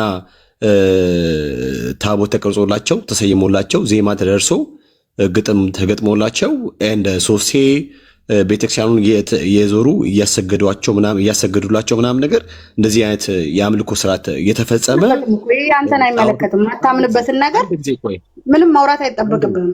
አንዴ ቆይ የራስን ብቻ አስተምር። አንድ ጊዜ ቆይ እታለምዬ። ስለዚህ ከእግዚአብሔር አምላክ ውጪ የሚመለኩ ብዙ ጣዖታት ባሉበት ጣዖት እየተመለከ ክርስቲያን ማለት አይቻልም። ሐዋርያ ጳውሎስ በግልጽ አንደኛ ቆሮንቶስ ምዕራፍ 10 ማንበብ ይቻላል። አይ ቲንክ ቁጥር 20 ላይ እንዲሁም አንደኛ ቆሮንቶስ ምዕራፍ 12 ቁጥር 2 ላይ እንደዚህ ሐሳብ ይገኛል። የአሕዛብ አማልክት ብሎ ደግሞ እንዲሁም ደግሞ ወንድማችን አባታችን ኦኬ ዘማሪ ዳዊትም ተናግሯል። በጣም ብዙ ነገሮች ብዙ መጽሐፍ ቅዱሳዊ ማስረጃዎች ማምጣት ይችላለን። እንዲሁም አባታችን ሙሴም ተናግሮታል። ብዙ አባቶች ነቢያቶች ሐዋርያት በጠቅላላ ተናግሯል። በዚህ ስፔሻሊ በአምልኮ ጉዳይ ማለት ነው። ከእግዚአብሔር አምላክ ውጪ የሚመለኩ ብዙ ጣዖታት በዚያ ተገኝተው ጣዖት እየተመለከ እኛ ክርስቲያን ማለት አይቻልም። ክርስቲያን የክርስቶስ ተከታይ ብቻ ነው። ኦኬ አንተ መጀመሪያ እምነትህ ምን ነበር? አንድ ጊዜ እባክሽን አትረብሽኝ። ንገረኝ። ነው ዝም ብለህ አንተ ብቻ እንድታወራማ አልፈቅድልህም። እሺ ቀጥይ። መጀመሪያ ምን ነበር ካንተ? ኦርቶዶክስ ነበርኩኝ። እንዴት ኦርቶዶክስ ሆንክ? መጀመሪያ አባት እናቴ አያት ቅድመ አያቴ ኦርቶዶክስ ሆኑ። አያቴም ቄስ ስለሆነ ስለዚህ አሁን እንዴት ጴንጤ ሆንክ? እውነቱ ገብቶኝ በርቶልኝ። መጀመሪያ አልበራልክም ነበር? አልበራልኝም። በጨለማ ውስጥ ነበርኩኝ፣ ያው በድቅድቅ ጨለማ። ኦኬ ኤኒዌይስ ለማንኛውም እኔ የምላችሁ ማለት ነው ይሁን አንድ ሀሳብ ልስጥ። አንተም ተናገር እውነት ነው የምላችሁ። የምታስተምሩ ከሆነ እንደ ትልቅ ሰው ናችሁ መቼም እንደ ትልቅ ሰው የራሳችሁን ቤተ እምነት ብቻ ስበኩ። ስብከት ያ ነው። ሌላ ቤተ እምነት ስገብቶ አንዴ ሀሳቤን ጨርስና ትቀጥላለህ። እሺ ቆይ ሀሳቤን አንድ ጊዜ 1 ሚሊዮን ታወራለሽ ለራሳችሁ። ስለዚህ ማስተማር ከቻላችሁ ስብከታችሁ እሺ በቃ 1 ሚሊዮን ቴንክ ሶ ማች። በነገራችን ላይ አስሾ እናከብርሻለን፣ በጣም እንወድሻለን። እኔ በጣም ነው ማከብርሽ፣ በጣም ነው የምወድሽ እህት አለማችን። ነገር ግን አይ ቲንክ ኤርሚ ሲቆጣ እኔ እንጃ አሩ ነው የተቆጣ አይመስለኝም። እስከዛሬ ድረስ የተቆጣ አይመስለኝም። አረ እሱን ሁሉ እሺ እሱ አልተቆጣም። በቃታችሁኝ በተለሚ እሺ ኤርሚ ሲቆጣ አላየውም ማለት ምንድነው? ምናልባት ሲናገር ዳንዬ ይልህ ምንድነው መሰለኝ ኤርሚን ቁጣ ማየው ለምሳሌ ቤተሰብ መሃል ታላቅ ወንድምህ እየተቆጣ ቢገርፍህ ላንተ ጥቅም ነው። ገባህ አይደል? ልቡን ስለምታውቀው የተቆጣበትን ሞቲቭ አትቀየመውም። እና ከዛ አንጻር እኮ ነው ሰው ለማዳን እኮ ነው ዋናው ሞቲቭ። ገባህ አይደለ? እንደዛ ነው እንጂ ለማለት የፈለኩት ሌላ አይደለም። እሺ እኛ ገባናል፣ እኛ እንረዳቻለን። ግን ምንድነው መሰለሽ አንዳንድ ጊዜ የሚሰሙት ኦዲየንሶች ከስር ቁጭ ብሎ የሚሰሙ መቼስ በመካከላችን ምንም ክርስቲያን ቢሆኑ 3 አይነት እንዳለ መጽሐፍ ቅዱስ ይነግረናል። ጠቦት አለ፣ ግልገል አለ፣ በግ አለ። እና ሰው እያንዳንዱ በደረሰበት የስፒሪቹዋል ማቹሪቲ ሌቭል ነው ነገሮችን አንደርስታንድ የሚያደርገው ነገሮችን የሚገነዘበው። እና ደን አንዳንዶች ሆን ብለው ልክ እንደ ሳሚ አድፍጠው ቀን የሚጠብቁ ክፎች አሉ። ግልጽ ስለሆነ ማለት ነው። ክፎች አሉ በጣም ግልጽ ሆነ የዳዊትን መውደቅ የዳዊትን የሆነ ጊዜ ቀን ጠብቆ ምናምን ነገር ቂም ቋጥሮ የሚንቀሳቀስም አንዳንድ ሳሚዎች አሉ። አንዳንድ ደግሞ ድንገት የወደቀ ከመሰላቸው አብሮ ሆኖ ልክ የወደቀ ከመሰላቸው ልክ ሌላ ጋር ለመሄድ እንደ አኪጦፌል አይነት ስፒሪት ያለባቸውም ደግሞ አሉ። እሱ ብቻም አይደለም ልክ የአገረ ገዢ ወንጌል እንዳይሰማ እንደተከላከለ እንደ አንዳንድ ክፉ ሰዎች እንደ ኤልማስ አይነት ሰዎችም ደግሞ አሉ። እነሱ ለሚፈልጉት ዓላማ ይጠቀሙታል። ሜቢ አንቺ የቲክቶክ ፖለቲክስ ምናምን ነገር ካልገባሽ አላቅም እንጂ እያንዳንዷ የምንናገራት ነገር የምታመጣው መሬት ወርዳ የምታመጣው ነገር አላት። በቃ ማለት የምታመጣው ውጤት አለው፣ የራሱ የሆነ ውጤት አለውና ከዛን ግን ጥንቃቄ እናደርግ ይገባል ብዬ አምናለሁ። ሰው ኤርሚዬ ሜቢ ቁጭ ብለሽ ሰምተሽ አድምጠሽ ከሆነ በቃ ሀሳብ ላይ የሚያወራው እንደውም አሁን በጣም ነው ኤርሚ እኔ እንደውም በጣም ብቻ ነኝ እንጃ። እግዚአብሔር አምላክ ይባርከው፣ እግዚአብሔር አምላክ ያብዛለትና ሚስ አንደርስታንድ እንዳታረገኝ ትንሽ አውርቼ ልውረድ። ምንድነው መሰለህ ለምሳሌ ያህል ብዙዎቻችን በክርስቶስ ኢየሱስ የዳንን ነን የምንል ሰዎች እኮ እኔን ጨምሮ ክብራችንን ጠብቀን እንዳንሰደብ ቲክቶክ ላይ እንዳንዋረድ ቤታችን ቆልፈን ቁጭ ያልንን አይደል? እናንተ እኮ 24 ሰዓት ሰውን ወንጌል ለማድረስ የምትሰሩ ሰዎች ናችሁ። እናንተን ለመናገር እናንተ ላይ እንትን ለማለት በፍጹም በእንደዚህ አይነት ሞቲቭ በፍጹም አልናገርም። ሙሉ ቀን ማለት ለምሳሌ እርሚን እኔ ባይዘው ይሰማዋለሁ፣ ከድሮም ነው የምሰማው። እንደዚህ እንትን ሳላቅ ራሱ ዩቲዩብ ላይ ሲመጣ ጀምሮ ነበር የምሰማው እና እኔ እሱ የሚናገረውን የወንጌል ቃል እሱ የኖረበትን ህይወት እሱ ያለው የህይወት ልምድ የወንጌል ልምድ ሁለቱንም አብያተ ክርስቲያናት በደንብ በማወቅ ደረጃ እውነት ለመናገር እኔ ማንም ሰው አለ ብዬ አላስብም። እኔ ለምሳሌ እኔ ራሱ አሁን ከወንጌል ቃል ጥቅስ ብትጠይቀኝ ጥቅሱን አውቀው ይሆናል እንጂ የት ጋር እንዳለ ላላቅ እችላለሁ። እንደዚህ ዴዲኬት ሆኜ ገባ በክርስቶስ ፍቅር ተነድቼ ፈርሶ እንደሚሰራ ሸክላ ሁሉ ጊዜ በእግዚአብሔር ፊት በእግዚአብሔር ቤት ዘምራለሁ፣ ከወንድሞች ጋር ከእህቶች ጋር አብረት አደርጋለሁ እንጂ እንደዚህ ወንጌልን ሰው ጋር ለማድረስ እየተሰደብኩ እየተዋረድኩ ስም እየወጣልኝ ራሴን ደፍሬ እንዲወጣውበት ታይም የለም። እናንተ ወስናችሁ ዋጋችሁን እኮ ተምናችሁ ወጥታችኋል አደባባይ። ሁሌ ስራችሁ በቀን በቀን ሰዎችን ለማዳን ነው አይደለ? በዚህ ደረጃ በፍጹም እንትን አንልም። ግን ቅድም 1 ሚሊዮን እህታችን የሆነ ፖይንት ስላነሳች ለማስታረቅ ብዬ ነው እንደዛ ያልኩት። ያ ይገባኛል። እኔ እረዳሻለሁ፣ ግን በጣም ነው የተረዳሁሽ የምረዳሽም፣ ግን በጭራሽ ወንድምነት ላይ አብዛኛውን ጊዜ የሚፈለግ አይነት ስዕል አለና በጭራሽ እሱ ጋር ያለ ነገር ያ ነገር ፈጽሞ እንዳይሆን ስለሚፈልግ ነው። ፕላስ ደግሞ ያንቺን ነገር ወስዶ የሚፈልጉትን ነገር እንዳይቀባቡና በዛ መንገድ የሚፈልጉትን ስዕል እንዳያገኙ እንደሱም አለ። በቀደናደር ወንድሞቼ እኔ ነገር እንዳላበላሽታቸው ልስማችሁ ኤርሚ ወዳለኝ ደግሞ ዘምር። እሺ አንድ መዝሙር ቢያንስ አንድ መዝሙር ዘምር። ጸጋህን ተጠቀም፣ ድምፅህ በጣም ያምራል። እሺ ቴንኪው አስትዬ፣ ተባረኪ። ነው አትውረጅ፣ ግድ የለም። ምንድነው ይሄ የሶሻል ሚዲያ ላይ ፖለቲክስ አለ እና እሱ ለሱ መጠቀሚያ እንዳይሆን ብሎ በሚል ስጋት ነው ወንድምነት የተናገረው። እንግዲህ እያንዳንዳችን የምናወራበት ቶን አለ። የእውነት ለመናገር መጽሐፍቶቻቸውን የኦርቶዶክሳውያን መጽሐፍቶች ማለት ነው ያነበበ ሰው እኔ አሁን እንደምሆነው ነው የሚሆነው ማለት የመጽሐፍ ቅዱስን እውነት የገባው እና የኦርቶዶክስን መጽሐፍቶች በገፍ ቤቱ አስገብቶ ያነበበ ሰው እኔ አሁን እንደምሆነው ከኔም በላይ ሊሆን ይችላል። ቢቆጣ ውስጡ የተጻፉ ጽሁፎች ጻድቃኑን አይደለም የሁላችንን ጌታ የሆነውን ኢየሱስ ክርስቶስን በዚህና ልክ አበሻቅጦ መጽሐፍ ከዚች ቤተክርስቲያን ይጠበቃል ብዬ እኔ በግሌ ሰው የላትም እንዴ እስክል ድረስ እዚህ ቤተክርስቲያን ውስጥ ነበርኩ እንዴ ያለሁኝ እስክል ድረስ የሚያደርስ ዕለት ዕለት የሚያስደነግጥ ዕለት ዕለት እጅግ የሚያሸማቅቅ ጽሁፎች ነው ያውም በጌታችን ላይ የተጻፈው ማለት ነው። በጌታችን እንኳን ብቻ ሳይሆን እሱ በመረጣቸው ቅዱሳን መላእክት እሱ በመረጣቸው በቅዱሳት እናቶችና አባቶች ላይ በጌታ እናት በማርያም ስም እንዲህ አይነት ነውር የሞላበትና በማህበረሰባችንም ተቀባይነት የሌለው እነሱ እስራኤላውያን ናቸው። በእስራኤል ማህበረሰብ ውስጥ ተቀባይነት የሌለው እኛም ልንቀበለው ማንችለው ለህሊናችን የሚከብድ ነገር በዚህ ያህል ልክ መጽሐፍ ለምን አስፈለገ? የማርያም ወዳጆች ነን ብለው የሚሉ እኔ በግልጥ በመረጃን ማወራው ኦርቶዶክስ የማርያም ቀንደኛ ጠላት ናት። ይሄንን በተሰነደ ጽሁፍ ነው እኔ በመጽሐፍ ግዕዝ ከአማርኛ ገጽ ከምዕራፍ መጽሐፉን እያወጣው ካሜራ ከፍቼ በማሳይበት ሁኔታ ነው የምናገረው። እነሱ እኛን የማርያም ጠላቶች ናቸው ብለው ስላሉን ለዛ ግብረ መልስ እንዲሁም ስለ ክፋታቸው ንግግር እኔም ክፉ ነገር ለመመለስ ፈልጌ አይደለም፣ በፍጹም በዛ ሞቲቭ አይደለም። የኢትዮጵያ ኦርቶዶክስ የማርያም ጠላት ቀንደኛ ሰው እምነት ቢፈለግ የኢትዮጵያ ኦርቶዶክስ ናት።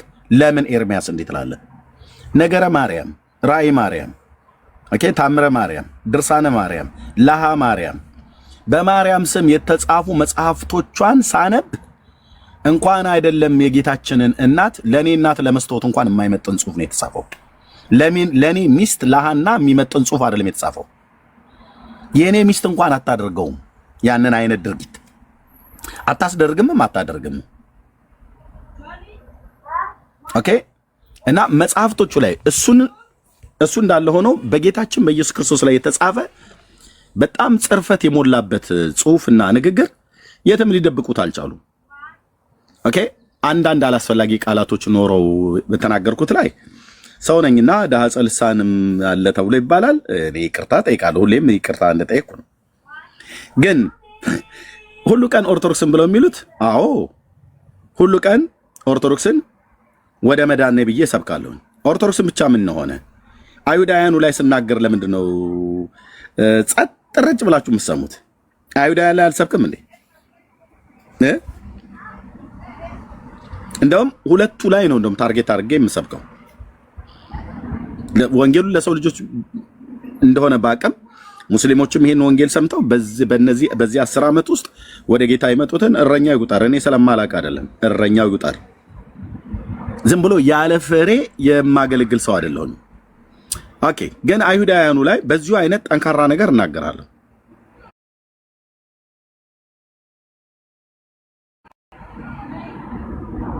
ለምን ብላችሁ ለምን አላላችሁም? እራሳቸው ምስክሮች ናቸው አይሁዳውያኑ።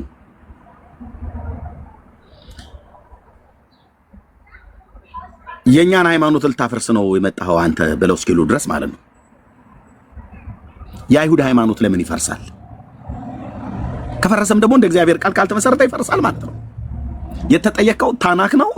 ታናክ ላይ ለማውራት አቅም አለ ብለህ ካልክ ገብተህ በሙሴ በነቢያትና በመዝሙራት ስለ ክርስቶስ ኢየሱስ እናንተ የምታበሻቅጡት የምትሰድቡት ጌታ እሱ ግን የሰማይ የምድር ፈጣሪ የአብርሃም አምላክ ነው ብዬ ስልህ ዋቢ አድርጌ የምጠራው ፓስተር እንትናን አይደለም።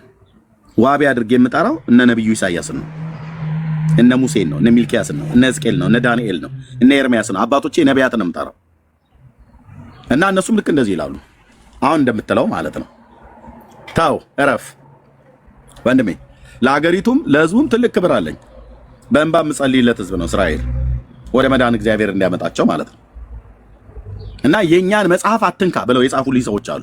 የኛን መጽሐፍ ታናክን አትንካ፣ ብሉይ ኪዳንን በፍጹም ልትነካ አይገባም። ሰላማዊ ሰልፍ ወጥተውብኛል ኢየሩሳሌም ውስጥ ማለት ነው ቤተ እስራኤላውያኖቹ።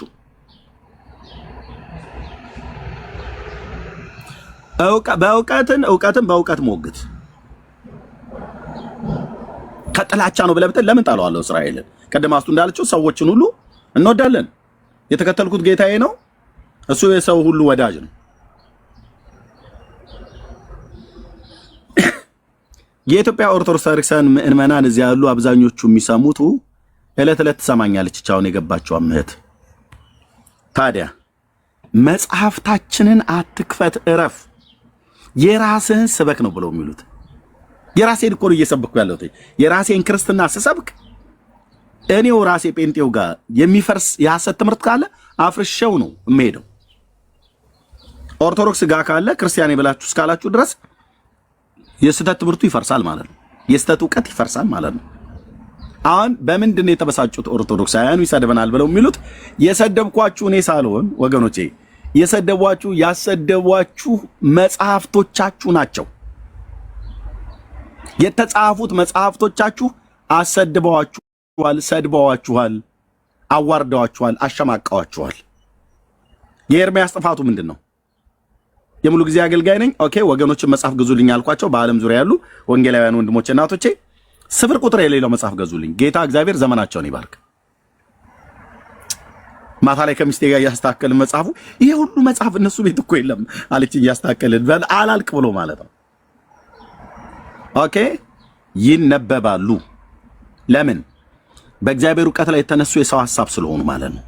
ሰው በክርስቶስ ኢየሱስ አምኖ የዘላለምን ሕይወት እንዲያገኝ የእግዚአብሔር መንፈስ ያለበት መጽሐፍት ሁሉ ለትምህርትና ለተግሳጽ ልብንም ለማቅናት በጽድቅ ላለው ምክር ይጠቅማል የተባሉ ቅዱሳት መጽሐፍትን ከሕፃንነት ጀምረ ኢየሱስ ክርስቶስን በማመን መዳን የሚገኝበትን ጥበብ ሊሰጡ የሚችሉትን ቅዱሳት መጽሐፍት አውቃል ብሎ ያለውን ያንን የተባረከውን የእግዚአብሔርን ቃል ብሉይና አዲስ ኪዳንን ሰዎች አንብበው እንዳይረዱ፣ ሰዎች አንብበው አውቀውት ከዘላለም ፍርድ እንዳይድኑ እነዚህ መጽሐፍቶች ጋሬጣ ሆነዋል። ስለዚህ ህዝባችን ጧት ጧት ተነስቶ የሚያነባው እነሱን ነው። እህል ሳይበላ ነው የሚያነባቸው፣ ለመጽሐፍቶቹ ካላቸው ቅድስና የተነሳ ማለት ነው። መጽሐፍቶቹን ግን ገልጠህ ስታነባቸው ውስጣቸው ያለ ነውር አደባባይ ላይ ስናሰጣው እኔም ሆንኩ እኔን መሰሎች ቤተ ክርስቲያኒቱ አየች። የሊቃውንት ጉባኤ ብላ ከዝክረ ኒቄያ በሚባለው ስብሰባ ላይ የኢትዮጵያ ኦርቶዶክስ ቤተክርስቲያን ለመጀመሪያ ጊዜ በታሪኳ ስብሰባ ጠራች። ያን ስብሰባ እንድትጠራ ካደረጓት ወንድሞቼና እህቶቼ ጋር አንዱ ነኝ። ምን በማድረግ በዚህ 10 ዓመት ውስጥ የመጀመሪያው በሚል አዎ እኔ እስማማለሁ። አዎ እና በዚህ 10 ዓመት ውስጥ በትጋት በዓላማ መጽሐፍ ቅዱስን እየሰበኩ ከመጽሐፍ ቅዱስ ጎን ለጎን የኦርቶዶክስ ተዋሕዶ ቤተክርስቲያን ህዝባችን ትናንት የነበርኩባት ቤተክርስቲያን ነች፣ ያደግኩባት ቤተክርስቲያን ነች። ስህተቷንም እውነቷንም እኔ ነኝ የማውቀው። ስለዚህ አገልጬ በመናገሬ ወንድሞቼን በመጽሐፋቸው የሚናገሩን በመናገራቸው መጽሐፍቶቹ ጥራት ይጎላቸዋል ብለው እንዲሉ አስብለናቸዋል ከጌታ ከኢየሱስ ክርስቶስ ጋር ማለት ነው። በብፁዕ ወቅዱስ አቡነ ማትያስ ፓትርያርክ በሳቸው አፍ ነው ንግግሩ የተነገረው ሊቃውንት ጉባኤ ላይ መጽሐፍቶቻችን ጥራት ይጎላቸዋል። ጥራት እንዲጎላቸው እግዚአብሔር እዚህ በሚያወራቸው ሰውና በሌሎችም ወንድሞች እና እህቶች በእኔ ብቻ የተሰራ ነው እያልኳቸው አይደለም። እኔን የሚመስሉ ወንድሞች ከቤተ ክርስቲያን ውስጥ የወጡ በታድሶ ውስጥ ያሉ መርጌቶች፣ ቄሶች ብዙዎች በመጽሐፍ ጽፈዋል፣ በስልጠና ደክመዋል ለብዙ ዓመታት ማለት ነው። ኤርሚያስም 10 ቀን አይደለም 10 ዓመት እዚህ ሶሻል ሚዲያ ላይ ይህንኑ እውነት ወደ ብርሃን አውጥቼዋለሁ። ካሜራ እየከፈትኩ ያነበብኩትን እያሳየው በጣም ከመጽሐፍ ቅዱስ አስተምሮት ጋር የሚጋጭ ነገረ ድህነትን የሚያፋልስ አስተምሮት ማለት ነው። ሰው ዘያአምን በወልድ በሕይወት ዘለዓለም ብለን የተናገርነውን ያህል የዘራ ብሩክን ጥፍርና ጸጉር ሰው አስሮ መንግስተ ሰማያት ይገባል ብሎ የሚል ጽሑፍ ትምህርት ነው ያላት።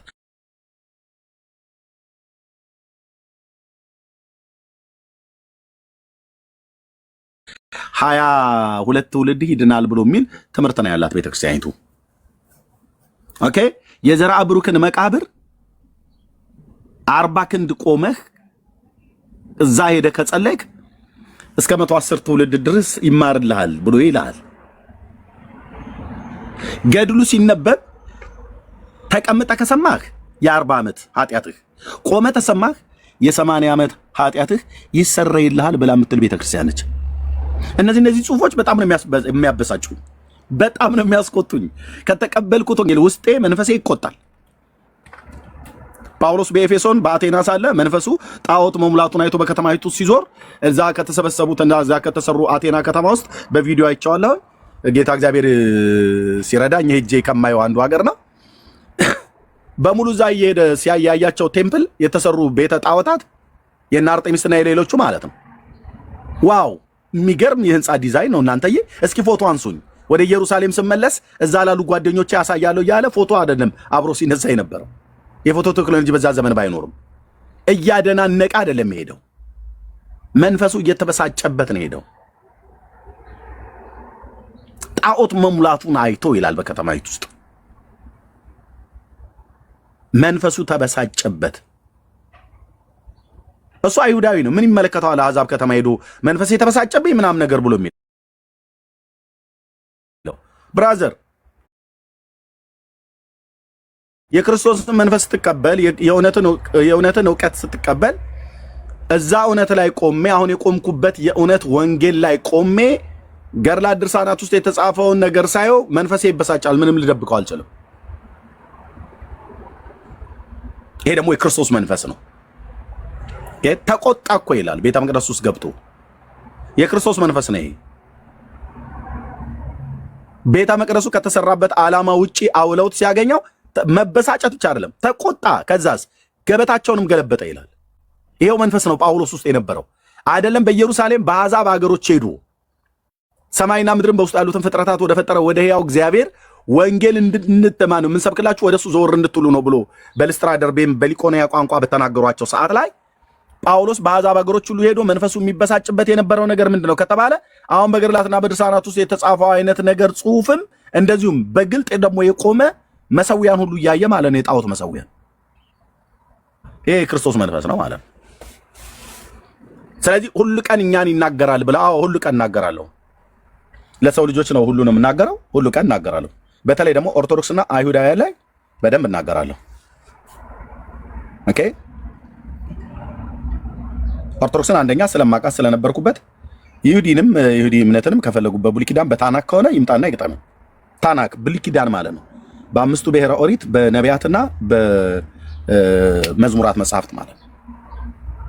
እና ውጤት ምንድነው? ዋናው ግብ ምንድነው ከተባለ ሰዎች ሁሉ ይድኑ ዘንድና እውነትን ወደ ማወቅ እንዲደርሱ የእግዚአብሔር አብ ፍቃድ ነው። በቃ ያ ጌታ ጸጋ የሚባል እውነት አለ። ማንም ዲናይ ሊያደርገው የማይችለው እሱን ሰጠኝ። ስለዚህ ሰብካለሁ ወንጌል። ስህተትን እናፈርሳለን። ምነው ጌታ ኢየሱስ ክርስቶስ አይሁዳውያንን ስህተት ሲቃወም ለምን ሃይማኖት እንደዚህ እኮ ነው ያሉት? ሃይማኖታችንን ሊያፈርስ እኮ አሉ።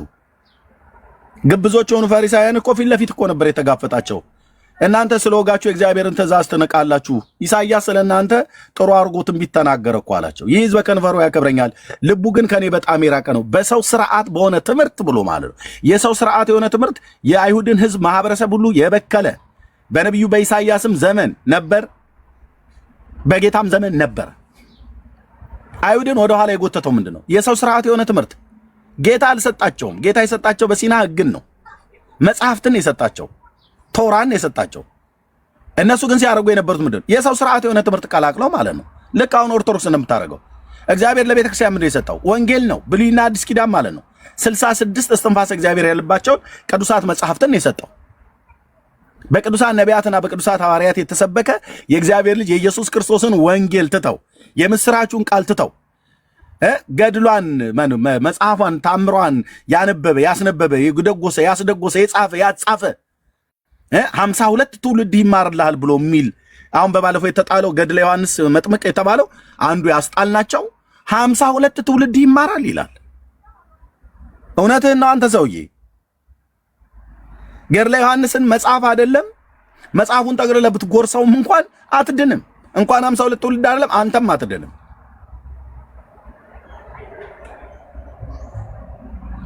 ከመጽሐፍ ቅዱስ በላይ ነው መጽሐፍቶቻቸው ነገረ ድህነትን ሲያወሩ የሚያወሩት። መጽሐፍ ቅዱስ ላይ ኢየሱስ ክርስቶስን አምነ አንተና ቤተሰቦች ትድናላችሁ ነው ብሎ የሚለው። ቤተሰቦችም ካመኑ ነው እንጂ እኔ ስላመንኩኝ ልጆች አይድኑ። ልጆችም የሚድኑበትን ወንጌል እየነገርኳቸው አሳድጋቸዋለሁ።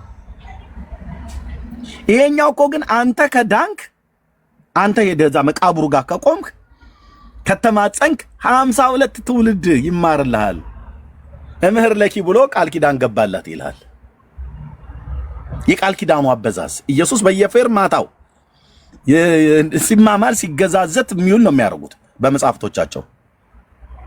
ስለዚህ እነዚህን ነገሮች ሲነገር መጽሐፍቶቻችሁን ነው እኔ ያወጣሁት በደንብ። አሁን ቢሃይንድ ባይ ስንት ሺህ ሰው እንደሚሰማ እዚህ ወንድሞች እናቶች፣ እዚህ ጋር አሁን 791 ሰው ነው አይደል? ቲክቶክ አዲስ ሕግ አምጥቷል።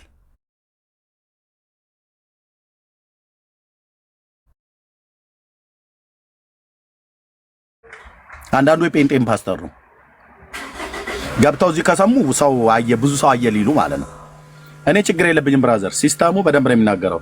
ቢሃይንድ ባይ ያላችሁ 8000 ምናምን ነገር ሰው ከበስተኋላ ዋናው መስማት ነው የሚጠበቀው ብራዘርዬ፣ ዋናው መስማታችሁ ነው የሚጠበቀው። ኤርሚያስስ የምትናገረው ምንድነው ነው? አሁን ዛሬ ጥያቄ ይዤ የመጣሁት ጾመ ነቢያትን የገናን ጾም ነቢያት ጾመውታል ትሉኛላችሁ። በባለፈውም በዚህ ጉዳይ ጥሪ አቅርቤ ነበር። አንድ የመጣ መምህር፣ አንድ የመጣ ቄስ፣ አንድ የመጣ ዲያቆን የለም። ለምን አንድ ነቢይ አታሳዩኝም? የአባቶቼ አምላክ ምስክር ይሁን። አንድ ነቢይ ያልኩ የብሉይ ኪዳን ነቢይ ከሙሴ እስከ ሚልኪያስ፣ መቼም ሌላ የምትጠሩት ነቢይ ስለሌለ ከሙሴ እስከ ሚልኪያስ ያሉ አበይትም ደቂቀ ነቢያትም አንድ ነቢይ ኢየሱስ ይወርዳል ይወለዳል፣ መሲያው ይወርዳል ይወለዳል ብሎ የጾመ ነቢይ አታመጡ። እሺ ማዕዶት፣ እሺ አንድ ቁጥር ስለጻፍ ያ ቆይ እንግዳ መጣስቶ ይሰጣቸዋል። ከዛ ኤልሳቤጥ ማዶት አንድ ቁጥር ደጋግሞ ስለጻፈ ኦኬ አሁን አየው። ቅድም አይቼው ነበር ስለጠፋብኝ ነው። እሺ እንኳን ደህና መጣ ማዶት። እንኳን ደህና ቆያችሁ። ኤርሚ ሌሎቻችሁም ከላይ ያላችሁ ነቤት ከሁሉ ይታዩኛል። ሰላም ናችሁ? እግዚአብሔር ይመስገን። ከየት ቤተ እምነት ነው? ኦርቶዶክስ ተዋሕዶ። እንኳን ደህና መጡ። አይ ቲንክ ድምጾት የቤተ ክህነት ሰው ይመስላል። ተሳሳትኩ አይደለም? እሺ ችግር የለም። ያው ድምፅ ወሰኛ አይሆንም። ባለፈውም ገብቼ ነበር እኮ ታገኛለህ። የቤተ ክህነትን ቃናውን ስለማውቀው ነው፣ እንደዛ ስለመሰለብኝ ነው። ከተሳሳትኩ ይቅርታሽ። እሺ አርስቱ ላይ የቤተ ክህነት ሰው ስለመሰሉብኝ ነው። ኤኒዌይ ከሆኑ በቤተ ክህነት በሚጠሩበት በዛ ልጠራዎት ነው። ያው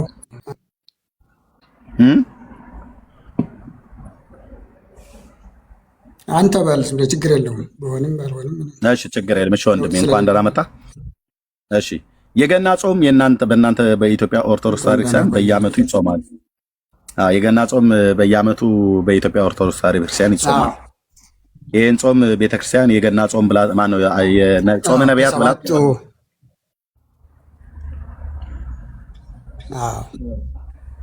የብሉይ ኪዳን ነቢያት ይሄን ጾም ጾመውት ነበር።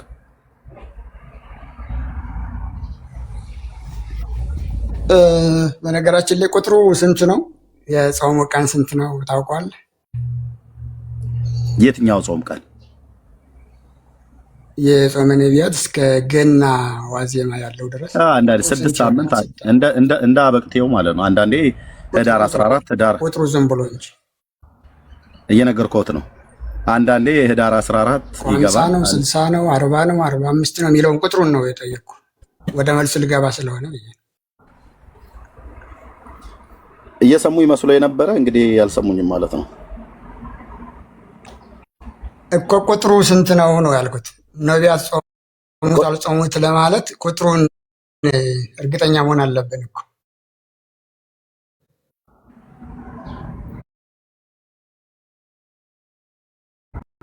ከሰሙኝ አይደለ የምመልስሎት።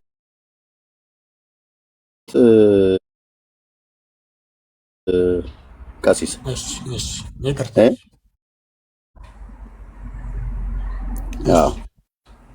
ከሰሙኝ ነው የምመልስሎት ማለት ነው። እና እየተደማመጠ ለማለት ነው።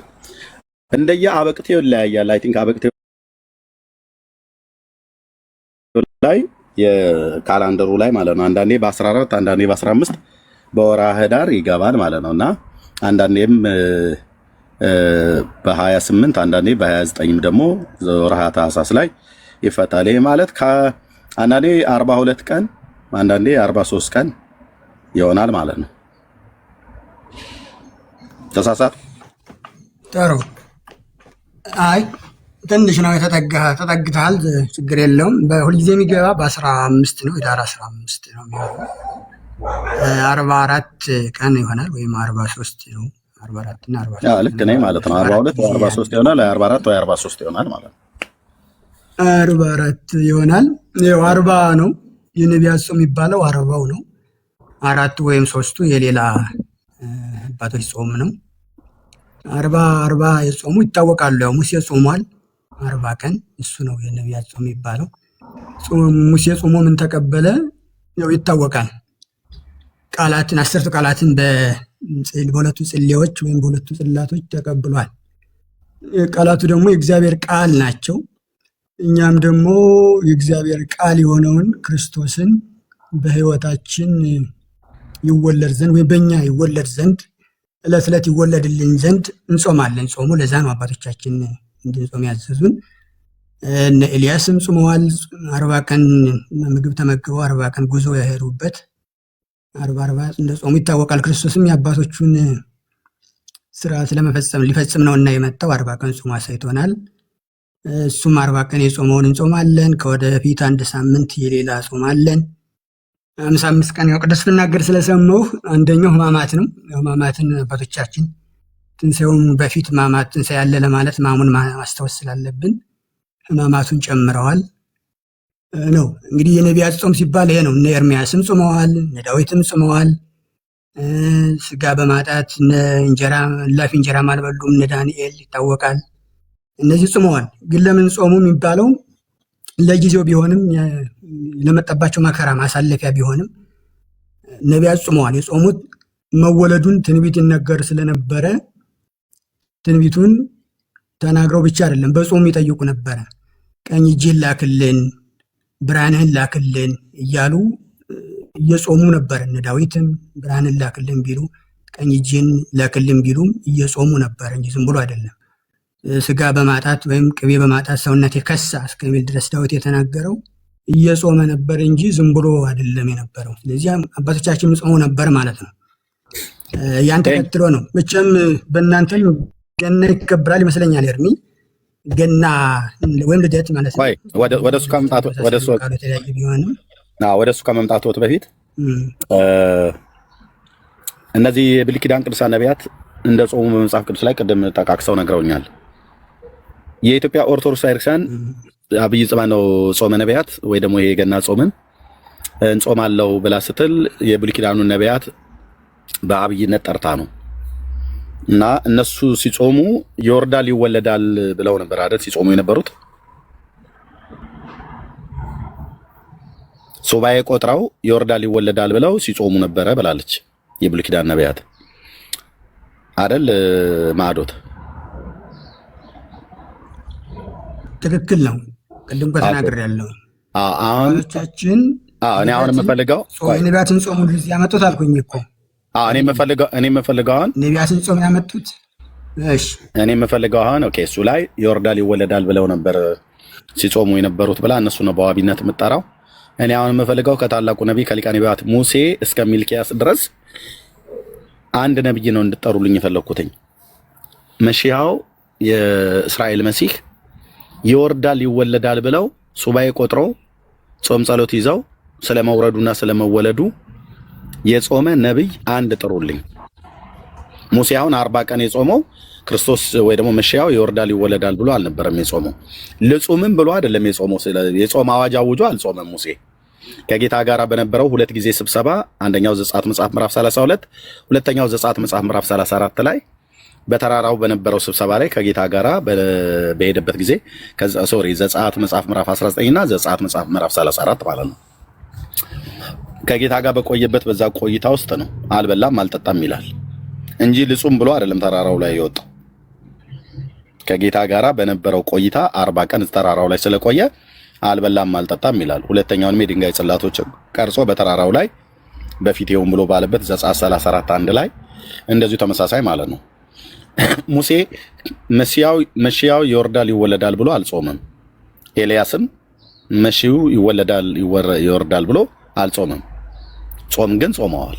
ኤልያስም ጾም ልጹም ብሎ አይደለም አንድ ቀን በበላው እስከ እግዚአብሔር ተራራ ድረስ 40 ቀን ሙሉ ተመለሰ ይላል። ኤልያስም ልጹም ብሎ አልጾመም። ሙሴም ልጹም ብሎ አልጾመም። ኦኬ በእግዚአብሔር ክብር ውስጥ ስለነበረ ሙሴ አልበላም አልጠጣም ይላል። ኤልያስም አንድ ቀን መልአኩ መጥቶ እንጎቻውን ሰጠው በላ። ከዛ በመጣበት መንገድ ተመለስ ብሎ አለው። ያንን መንገድ እስከ 40 ቀን ድረስ ሳይበላ ሳይጠጣ ተመለሰ ይላል። ጾምን ልጹም ብሎ በመንፈስ ተነርቶ ወደ ምድረ በዳ ሄደ የኛ ጌታ ብቻ ነው። ሌሎች የብሉይ ኪዳን ነቢያት ጾመዋል። አንዳንዶቹ የጾሙበት አለ በስርዓት ማለት ነው። ከህዝቡም ጋር ተቀላቅለው ቅድም ስናገር ነበር በኢዩኤል፣ በኢሳይያስ፣ በሚልኪያስ እነ ዳንኤል እነ እዝራ ካህኑ ነህምያ አስቴር ሁሉ ገብታ ሴት ነብይ እንኳን ባትሆንም ጾማለች። ሳሙኤል ጾሟል። አንዳቸውም ግን እኔ አሁን የምፈልገው ቀጥሎ እንዲያሳዩኝ አንዳቸውም ግን መሺያው ይወርዳል ይወለዳል ብለው ዓላማ ይዘው ሱባኤ ቆጥራ ኦርቶዶክስ እንደምትለው ሱባኤ ቆጥረው ይጾሙ ነበር ይወርዳል ይወለዳል ብለው እንደሚል እንደዛ የሚል ቃል አላገኘውም። ካገኙ ግን ቢያሳዩኝ በጣም ደስ ይለኛል። ይቀጥሉ እርሱ። እንደሱ ብላ እንደምታስተምር መረጃም የለህም አንተም እኮ እንደዛ ሳይሆን ክርስቶስ ይወለዳል። የነቢያት ዓላማቸው እኮ ክርስቶስ እንደሚወለድ የመሲሁን በትንቢት መነጽር አይተው የመናገር ነው ስራቸው የነበረው አይደል? ትንቢት ነው መናገር እንጂ ግን ጾሙ ወይ ነው? ይጾሙ ነበር። ለምን ነበር የሚጾሙ የነበረው? ጾሙ እንጂ እነ ዳዊት ሁሉ ይጾሙ ነበረ። ለምንድን ነው የጾመው ዳዊት? ጾም በተለያየ መንገድ የጾሙን ዓላማ ነው እንጂ ዳዊት እኮ አልጾምም አላልኩም። ጾሟል። ነፍሴን በጾም አደከምኳት ይላል እኮ ነቢያት። ለምንድን ነው የጾም ምክንያቱ? ይቀጥል። እኔ የጾሙ ምክንያት ነው እንጂ ዳዊት አልጾመም፣ ሳሙኤል አልጾመም፣ ወይ ነህምያ አልጾመም፣ እዝራ አልጾመም፣ ኤርሚያስ አልጾመም፣ ኢሳያስ አልጾመም አላልኩም፣ ሙሴ አልጾመም ብዬ አላልኩም። ኦኬ። የጾሙበት ዓላማ ግን መሲሁ ይወርዳል ይወለዳል ብላ ኦርቶዶክስ እንደምትናገረው እንደዛ አይነት የጾሙ አንዳቸውም አባቶች የሉም ነው ብዬ የምለው። ካለ ግን ያሳዩ መቼ እንደዛ አለች ነው የተጻፈም እኮ የለም ብላለች። አንተን እያልክ ያለው በራስ ሐሳብ ብላለች እንዴ? እኔ አሁን ያለ እንጂ የተጻፈ ወዴታ አለ? ጾመ ነቢያት የሚጾምበት ምክንያቱ እኔ አሁን ኦርቶዶክስ እንደምትናገረው አይደለም፣ ኤርሚያስ እየተናገርክ ያለው ነው እያሉኝ ያሉት ጾም ብላ ግን አባቶቻችን ሐዋርያት ነቅርታ ነቢያት ይጾሙ የነበረው ወይም በዘመናቸው ይናገሩ ትንቢት ይናገሩ የነበረ የክርስቶስን የመሲሁን መምጣት ከሆነ በዘመናቸውም እየጾሙ ከነበረ አለች ቤተክርስቲያን። እኔ እንደምረዳው ነው፣ ከተሳሳትኩ አባቶቼ ስለሚያርሙኝ ማለት ነው። እየጾሙ ከነበረ የገናን ጾም እኛስ ምን ብለን እናክብር አሉ አባቶች። እንዲያ ከሆነማ አባቶቻችን 40 ጾመው የተቀደሰ ነገር ጽላትን ያህል ተቀበሉ። እነ ኤልያስ የ40 ቀን ጉዞ ተጓዙ። ሌሎቹም አባቶቻችን ጾሙ፣ ከመከራው አለፉ። ከመከራው ያሳለፈን ክርስቶስ ስለሆነ ሲወለድ ዝም ብለን ነው የምናከብረው። መቼም ዛሬ ነገ ይወለዳል ብለን እንደማናከብረው ታውቃለህ። አንድ አባቶቻችሁም መግለጫ ይሰጣሉ፣ ሌሎቻችሁም ሲሰጡ እናያለን። የታኅሳስ 28 ሊሆን ይችላል 29 ሲሆን ማለት ነው። ያኔ ዝም ብላችሁ ልደቱን ከምናከብር ጾመን እናክብረው አሉ። እነማን እንደጾሙት እንደነ ሙሴ 40 ቀን፣ ሌሎቹም አሉ። የእነ አብርሃም ሶርያዊ ነው፣ ሌላ ታሪክ ስለሆነ 4 ቀን የተጨመረችው እሷ ናት። እነዛን ጨምረን እንጹም። ለምን ጾሙ ቢበዛ ነው ከመብላት መጾም ይሻላል፣ ወይም ለጾም አሉ ተብሎ በአባቶቻችን በ318 ሊቃውንት የተቀመጠ በፍትሐ ነገሥቱ አንበበ ከሆነ ብዬ ነው ስለተቀመጠ መጾም ይሻላል ከመከራው የምናልፈው፣ ወይም ክርስቶስ ሲወለድ ዝም ብለን እንዲሁ ከምንቀበል አባቶቻችን 40 የጾሙትን 40ውን ቀን እንጹም አሉ። ነገር ግን ከክርስቶስ መምጣት አስበው ስለሆነ ነቢያት ይጾሙ ይጋደሉ። በፈተናው ጊዜ ኤርሚያስ በስደቱ ጊዜ ይጾሙ የነበሩት ጾምንም አውጀው ይጾሙ የነበሩት መከራው እንዲያልፍላቸው ክርስቶስ የመከራውን ያሳልፍላቸው መሲሁ ሲመጣ ስለነበረ ያ ሁሉ ታሳቢ አድርገው ነው ይጾሙ የነበረ ብላ ቤተክርስቲያን 40 ቀን ደንግጋ ታጾማለች ነው እያልኩ። ነብዩ ኤርሚያስ የቱ ጋር ነው መከራ 2 ጊዜ ተናገሩ በስደት ምናምን ብለው አሉ። ነብዩ ኤርሚያስ በስደት መከራው እንዲያልፍለት የጾመበት አለ እንዴ? የት ተሰዶ ነበረ ኤርሚያስ? እና አስቴር በስደት ጊዜ አይደል የነበሩ? ኤርሚያስ ነው ያሉት የጠቀሱት ኤርሚያስ ባቢሎን ምርኮ ጊዜ የጠቀሱት ኤርሚያስን ነው ማዶት ኤርሚያስ ብለው 2 ጊዜ የተናገሩት። እኔ ቅድም ሲናገሩ ዝም አልኩኝ። ኤርሚያስ ስደቱ መከራው እንዲያልፍለት ነው ብለው አሉ። ኤርሚያስ የት ነበር ስደት የገጠመው? ከዛ መከራ እንዲያልፍ የቱ ጋር ነበር የጾመው? ምዕራፍ ስንት? ከ52 ምዕራፎቹ የእውቀት ችግር ሊሆን ይችላል። ጥቅስ መጽሐፍ አጠገቡም ስለሌለ ላላወጣልህ እችላለሁ። ይቅርታ፣ ችግር የለውም። ታሪኩን ከነበሩኝ አባቶቻችን ያልጾሙበት ዘመን ስለሌለ ብዬ ነው። እነ ዳንኤልም ጾመዋል። አይ ኤርሚያስን ነው ያሉ። ኤርሚያስን ብለው ስላሉ ዞርም እስከ ማለት የተናገሩት የዳንኤልን አይደለም። ኤርሚያስ በስደት ብሎ 2 ጊዜ ስለተናገሩ ኤርሚያስ ተሰዶ ከመከራው ስላላወቁት ይሆናል። አፌል መጥቶ ተናግረው ሊሆን ይችላል ብዬ ነው። ያ እሺ፣ ቴንክ ዩ። ኤርሚያስ በስደትም ሆኖ ከመከራው እንዲያልፍለት ጾመ ብሎ የሚል የመጽሐፍ ቅዱስ ክፍል የለም። ኦኬ። ዳንኤል ያው ይታወቃል በባቢሎን ላይ ነው፣ ስለ ኢየሩሳሌም ከተማ መፍረስና ስለ አይሁድ ሕዝብ መበተን። እሱም እዝራም ነህሚያም በየተናጠል ጸልየዋል፣ ጾመዋል። አስቴርም እንደዚሁ ከነ ሞርድካይ ጋር ጾማለች ማለት ነው። ኦኬ። የገና ጾምን እንግዲህ የነቢያቱ ይወርዳል ይወለዳል ብለው ሲጾሙ ነበር የኖሩት እና እኛም ደግሞ እንጾመዋለን ብላ በሚል ለቤተክርስቲያን የምትናገረው ግን ከብሉይ ኪዳን ነቢያት እርሶም አሁን እንዳሉት አንዱም ነቢይ ክርስቶስ ይወርዳል ይወለዳል ብሎ የጾመ ነብይ የለም።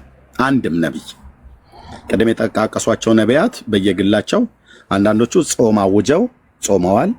አንዳንዶቹ ደግሞ ጾምንም ሳያውጁ እንጾምን ብለው ሳይሆን ለምሳሌ ኤልያው ነቢይና ሙሴ እንጾም ብለው አይደለም የጾሙት። በቃ ኤልያስም አንድ ቀን በበላው መብል ወደ እግዚአብሔር ማነው ተመለስ በመጣህበት መንገድ ተመለስ ብሎት ጌታ መልሶታል ማለት ነው። የ40 ቀን መንገድ ሄዷል። ሙሴም ከጌታ ጋራ በኮሬብ በተራራው ስብሰባ ስለነበረው በዛ ቆይታ ውስጥ ነው ልጹም ብሎ አይደለም የወጣው። 40 ቀን ቆየ፣ አልበላም አልጠጣም ይላል። ኦኬ ሁለቱም ታላላቅ ነቢያት ሲጾሙ፣ ሌሎቹም ነቢያት ሲጾሙ ጾም ከብሎ ከተባለ ያ ማለት ነው አለመብላት አለመጠጣት ጾም ነው ተብሎ ስለሚታመን፣ መሲሁ ግን ይወርዳል ይወለዳል ብሎ ግን የጾመ የለም። አንድ ይሄን በዚህ ጨረስን። ከሰባቱ አጽዋማት ጾመ ሁዳዴ ላይ ላውራውት። ጌታችን የጾመውን ጾም አብይ ጾም የሚባለውን ትጾማላችሁ አይደል? መጽሐፍ ቅዱሳዊ ጾም ነው እሱ ጾም? አዎ። ጌታችን ስንት ቀን የጾመው? 40 ቀን አልበላም አልጠጣም አይደል? አዎ። ኦርቶዶክስ ስንት ቀን ነው የምጾመው? ቀኑ 55 ቀን 15 ቀን ተጨማሪ ያለው ማለት ነው። ጌታችን 40 ቀን እናንተ 55 ቀን። ማነው 15ቱን ቀን የጨመረው? ጥሩ። ያው ክርስቶስ 40 ቀን ነው የጾመው። 15ቱን ቀን የጨመሩት አባቶቻችን 318ቱ ሊቃውንት ወይም ሐዋርያት ናቸው። እንደው ማስረዳት እችላለሁ፣ ችግር የለውም። 318ቱ ሊቃውንት ሐዋርያት ይባላሉ እንዴ? አስተማሪ ማለት ነው። ሐዋርያ፣ ተጓዥ፣ ያዥ፣ አስተማሪ እያለ ይቀጥላል እኮ። እናንተ 12 እንደነ ጴጥሮስ ያለውን አይደለም። እነ ጳውሎስም ሐዋርያ ይባላሉ እኮ። እንደ 12 አይደለም አይደል? እንደሱ ከሆነ ኦኬ። ያ እሺ፣ እንደዛ በሚለው ነው። ስለዚህ 318ቱ ሊቃውንት ናቸው 15ቱን የጨመሩት። ከዛም በኋላ የተነሱት እነ ዲሜጥሮስም ቢሆኑ ሌሎቹም አባቶቻችን ላስረዳ አልኩኝ እኮ የሰዎቹን ሳይሆን ለምን 15 ቀን ጨመራችሁ ለሚለው ላስረዳ። እሺ ያስረዱ። አሁን የሰዎቹ እኮ ምንም ጥሩ። የመጀመሪያው ሳምንት ጾመ ሕርቃል ነው። ይህም በኢየሩሳሌም የተደረገ ታሪክ ነው። ምክንያቱም ታሪክ ስለሆን ደስ ስለማይልህ ብዬ ነው። አንተ ታሪክ ላይ አይ ማን ነው? እኔ ታሪክ ደስ ይለኛል እንጂ እኔ ታሪክ ደስ ይለኛል። ጥሩ እንግዲህ ጾመ ሕርቃል ማለት ሕርቃል ማን ነው? ንጉሱ ሕርቃል ማን ነው? እሱ ንጉሱ ሕርቃል ነው። ስለ ክርስቶስ መስቀል በጠላቶቹ መስቀልን ያስመለሰ ነው። እንግዲህ እሱም ታሪኩን በሰፊው ማየት ትችላለህ። የመጨረሻው ሳምንት ሕማማት ነው ይታወቃል። ቆይ ማን የጨመረው ጾመ ሕርቃልን?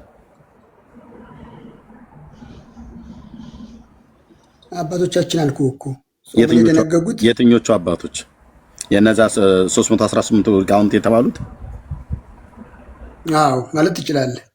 አይ ማለት ትችላለህ አይደለም፣ እርስዎ ይበሉና ይንገሩኝ። 318ቱ ሊቃውንት አይደል? እነሱ በዛ በጉባኤ ኒቄያ ማለት ነው የተሰበሰቡት። ጉባኤ ኒቄያ የተሰበሰቡት ማለት ነው አይደል? እነሱ ናቸው የጨመሩት ጾመ ሕርቃልን።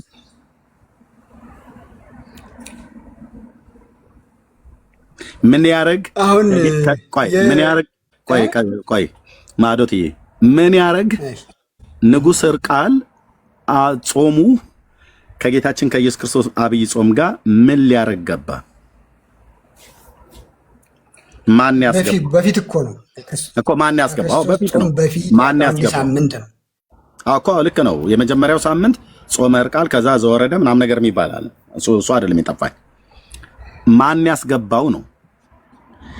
ሐዋርያት ይሄን ደንግገዋል። የበጉ ሐዋርያት 12ቱ ይሄንን ሰውዬ ጾመ ሕርቃል የንጉሱ የሕርቃል ጾም ተብሎ የሕርቃል ጾም ተብሎ እንዲገባ አይ ቲንክ ከሜዶናውያን ጋር መሰለኝ የተዋጋው። ታሪኩ እንደዛ ነው የሚናገረው። የፐርሺያ ማለት ነው። በቃ እሱ ነው እኮ እኮ ማን ያስገባው?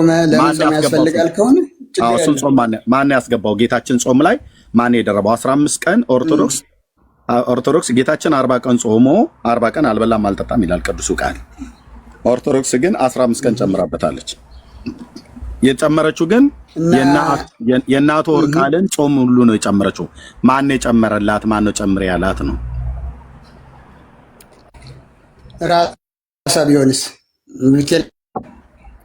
ራሷ ቢሆን ልክ ነዎት። ለምን በሐዋርያቱ ትምህርት ስለማትመራ፣ ለምን በእግዚአብሔር ቃል ላይ ያመፀች ቤተክርስቲያን ስለሆነች ራሷ ትጨምራለች ማለት ነው። እርምዬ እንደዛ አይደለም። ብሉ ማለት ነው የሚሻለው፣ ክርስቶስን የሚያስመስል ጹሙ ማለት ነው። እስኪ ንገረኝ። ማለት ነው የሚበልጠው ጹሙ ማለት ነው የሚበልጠው። እስኪ ንገረኝ ማዶትዬ። ኦርቶዶክስ ቤተክርስቲያን መሰረቴ በሐዋርያት መሰረት ላይ የተመሰረትኩ ቤተክርስቲያን ነኝ ትላለች አይደል? በሐዋርያትና በነቢያት። ኦኬ። በሐዋርያትና በነቢያት መሰረት ተመስርቻለሁ ብላ ስትል ምን እያለችን ነው? በቅዱሳት ነቢያት፣ በብሉይ ኪዳን ቅዱሳን ነቢያት በተተነበየና የሁላችን ጌታ በሆነው በእግዚአብሔር ልጅ በኢየሱስ ክርስቶስ ቅዱሳት ሐዋርያት በተጻፈ በመንፈስ ቅዱስ ኢንስፓየር እያደረጋቸው በጻፉት እስትንፋሰ እግዚአብሔር በሆኑት በቅዱሳት መጽሐፍት አምናለሁ እያለች ነው አይደል? መሰረቴ እሱ ነው፣ ቅዱሱ ቃል ነው፣ ብሉይና አዲስ ኪዳን ነው እያለች ነው አይደል? አጽዋሟ እንደዚህ ከዚህ ቃል የተቀዳ መሆን አለበት። አጽዋማቷ፣ የትኛውም አምልኮቷ፣ ስርዓቷ በብሉይ ኪዳንና በአዲስ ኪዳን መጽሐፍት ላይ ተፈልጎ መገኘት አለበት። ዋቤ አድርጋ የምትጠራቸው እነ ቅዱስ ጴጥሮስን ጸሐፍተ ሐዋርያትን፣ እነ ቅዱስ ማቴዎስን፣ እነ ቅዱስ ጳውሎስን መሆን አለበት። ምክንያቱም መሰረቴ ብላ ካለች አበው እንደሚሉት ነገርን ከስሩ ውሃን ከጥሩ ይላሉ እና ስለዚህ ወደ መሰረቱ ስንሄድ ኦርቶዶክስ መሰረትሽ ማን ነው ብለን ስንላት የብሉይ ኪዳንና የአዲስ ኪዳን ቅዱሳት ነቢያትና ቅዱሳት ሐዋርያት። ኦኬ። የማዕዘንሽ ድንጋይ ማን ነው ስንላት ክርስቶስ ኢየሱስ። እንደዛ ከሆነ አጽዋማትሽም ትምህርትሽም ሃይማኖታዊ ልምምድሽም በሙሉ የሚቀዳው ከየት ነው ማለት ነው? ከመጽሐፍ ቅዱስ ነው ማለት ነው። ስለዚህ ከመጽሐፍ ቅዱስ ከተቀዳ ኢየሱስ ጌታችን 40 ቀን ጾሟል። እሱ የጾመውን ጾም 40 ቀን እጾማለሁ ብላ ካለች ኦኬ፣ ቀኑን ሳታዛንፍ 40 ቀን መጾም አለባት። አሁን ግን እያደረገች ያለችው 55 ቀን እየጾመች ነው። ጌታችን ኢየሱስ ክርስቶስ ማጨምሩ አሉ ነው። የግድ እኮ የጌታን ቃል ማጉደል ብቻ አይደለም፣ አትጨምርምም ብሏል። መጨመርንም ይከለክላል፣ ማጉደልንም ይከለክላል። ስለዚህ 15ቱ ቀንን የነ አቶ ህርቃልን የንጉሱ የህርቃልን ጾም በጌታችን ጾም ላይ አምጥቶ ጨምሮ ጹሙ ብሎ ያለው ማን ነው? የትኛው ሐዋርያ ነው ነው እያልኮት ያለሁት። በመሰረቱ ቤተ ክርስቲያን እኮ የመደንገግ እንደዚህ አሁን ስርዓት ነው፣ ቀኖና ነው፣ ዶግማ አይደለም። ዶግማም ቀኖናም ራሷ ቤተክርስቲያን እኮ ለልጆቿ ቀምራ ማስቀመጥ ትችላለች እኮ አይደል እንዴ? አንድ ቤተክርስቲያን የራሱ ተከታዩን እኮ ይህን አድርጉ አታድርጉ ማለት አይችልም እንዴ? መብት የላትም እያልከኝ ነው ኤርምዬ? ትችላለች እኮ ትችላለች፣ ግን መጨረሻው ህማማት ነው። ትንሣኤን ለማክበር ያድምጡኝ። ቤተክርስቲያን ትችላለች፣ ስልጣን አላት። የምትችለው ግን ሪትን በሆነ በተጻፈው በብሉይና በአዲስ ኪዳን በቀደሙ አባቶች በነቢያትና በሐዋርያት የሁላችን ጌታ በሆነው በኢየሱስ ክርስቶስ በተሰበከ ወንጌል በቅዱሳት መጽሐፍት መሰረት ላይ ቆማ ነው።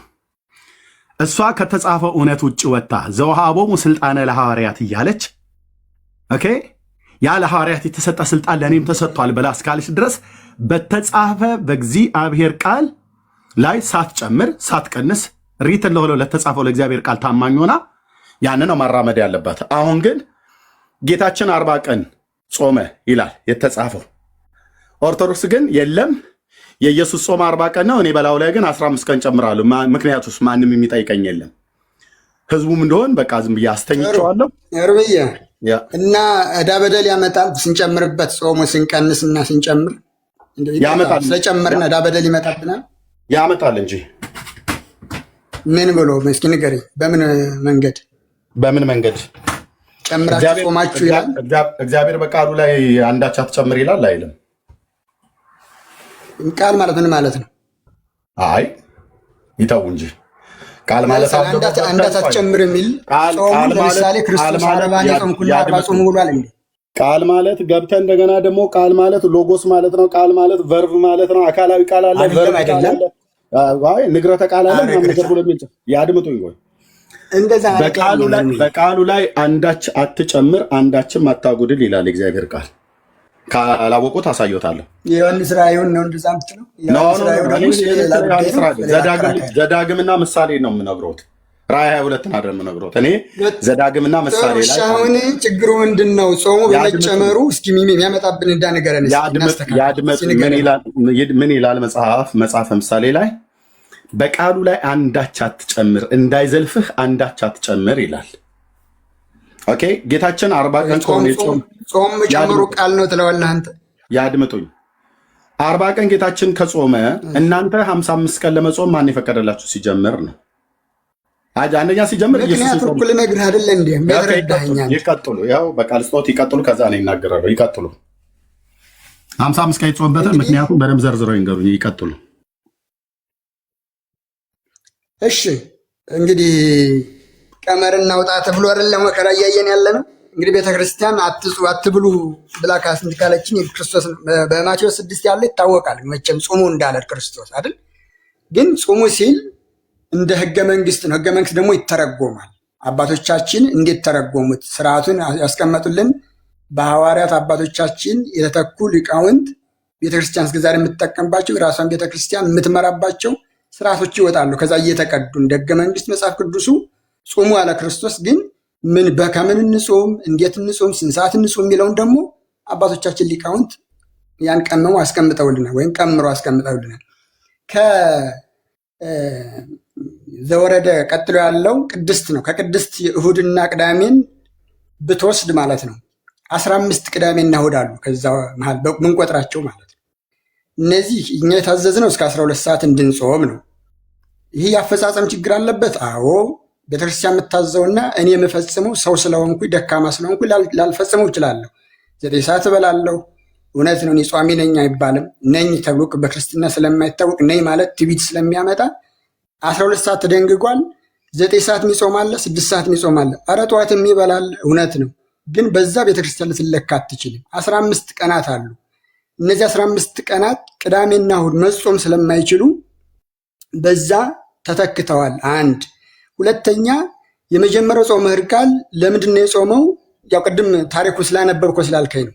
ካነበብከው ሰዎቹ ጾሙልኝ፣ ጾም ያዙልኝ አረማውያን አሸንፈውን መስቀላችን ወስደውብናል ተብሎ መስቀል ለማስመለስ የተደረገ ጦርነት ነው። ስለዚህ ያን በጾምን ስለሆነ ያሸነፈው ያን የሚመለስ ነገር በህይወታችን ያጣነው ነገር ካለ በጾም ይመለሳል ብሎ አባቶቻችን ከክርስቶስ ጾም በፊት 1 ሳምንት ጨመሩ። የመጨረሻው ደግሞ 1 ሳምንት ይሆናል። ከሰኞ እስከ ዓርብ እስከ ስቅለቱ ያለው ክርስቶስ ለእኛ ሲል መከራውን ያየውን ሕማሙን አምጠን እየጾምን እየሰገድን እስከ 1 ሰዓት ነው። ያኔ ማንም አይበላም። እውነት ለመናገር እስከ 1 ሰዓት ድረስ እየተጾመ እየተሰገደ ትንሣኤውን እናከብራለን። ትንሣኤውን ዝም ብለን ጾመን ከምናከብረው ይሄኛውን እንዳለ የክርስቶስን ጾም ጾመን ያኛውን ደግሞ ተጨማሪ 5 ወይም 6ኛ ቀን ይሆናል እሱን እንጹም ብለው ነው አባቶቻችን ቤተክርስቲያን እንድንጾም ያደረገችን። ስለዚህ እንብላ ከማለት እንጹም ማለት አይበልጥም ወይ? አሁን ጾምን እንደ ሌላ ኢሹ ተነስቶ ቤተክርስቲያን ትነቀፍበታለች ወይ? አሁን መጾምን የአፈጻጸም ችግር ከሆነ መመካከር ሲቻል ግን በዜሮ ማባዛት ይቻላል ነው? ነውር አይመጣም ወይ? እንዲሁ የምንተችውን እንደው ብናውቅ ደስ ይለኛል። ለመናገር ቤካም ቤት ገብቼ አውቃለሁ። ቅድም አስቱ ስታወራ ነበርና ወደሚያግባባን ነገር ወይም ወደ አንድ ወደሚያመጣን ነገር እንደመምጣት በዜሮ አባዙ። ይሄ ትክክል አይደለም፣ ሁሉም ትክክል አይደለም ስንል ግን እንደው ዝም ብለን ሌላ ነገር ከሚሆን መጾማ ለምን ነውር ኑሮት ነው ነው እያልኩ ያለሁት። እሺ ጌታችን እናመሰግናለን። ጌታችን 40 ቀን ጾመ። ኦኬ ኦርቶዶክስ 55 ቀን ትጾማለች።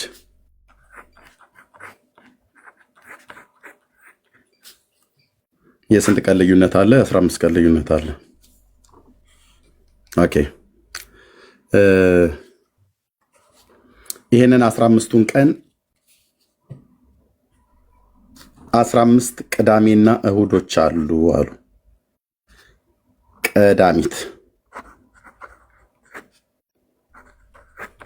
ቀዳሚትና እሁድ አሉ። 15 ቀናቶች ናቸው። እነሱ አይጾሙም አሉ።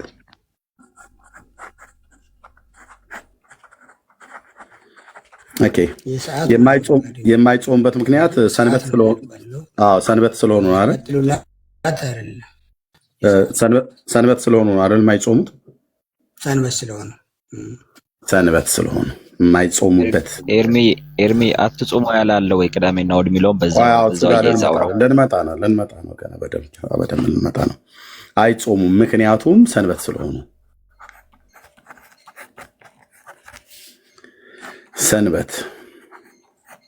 ስለሆኑ አሉ። ኦኬ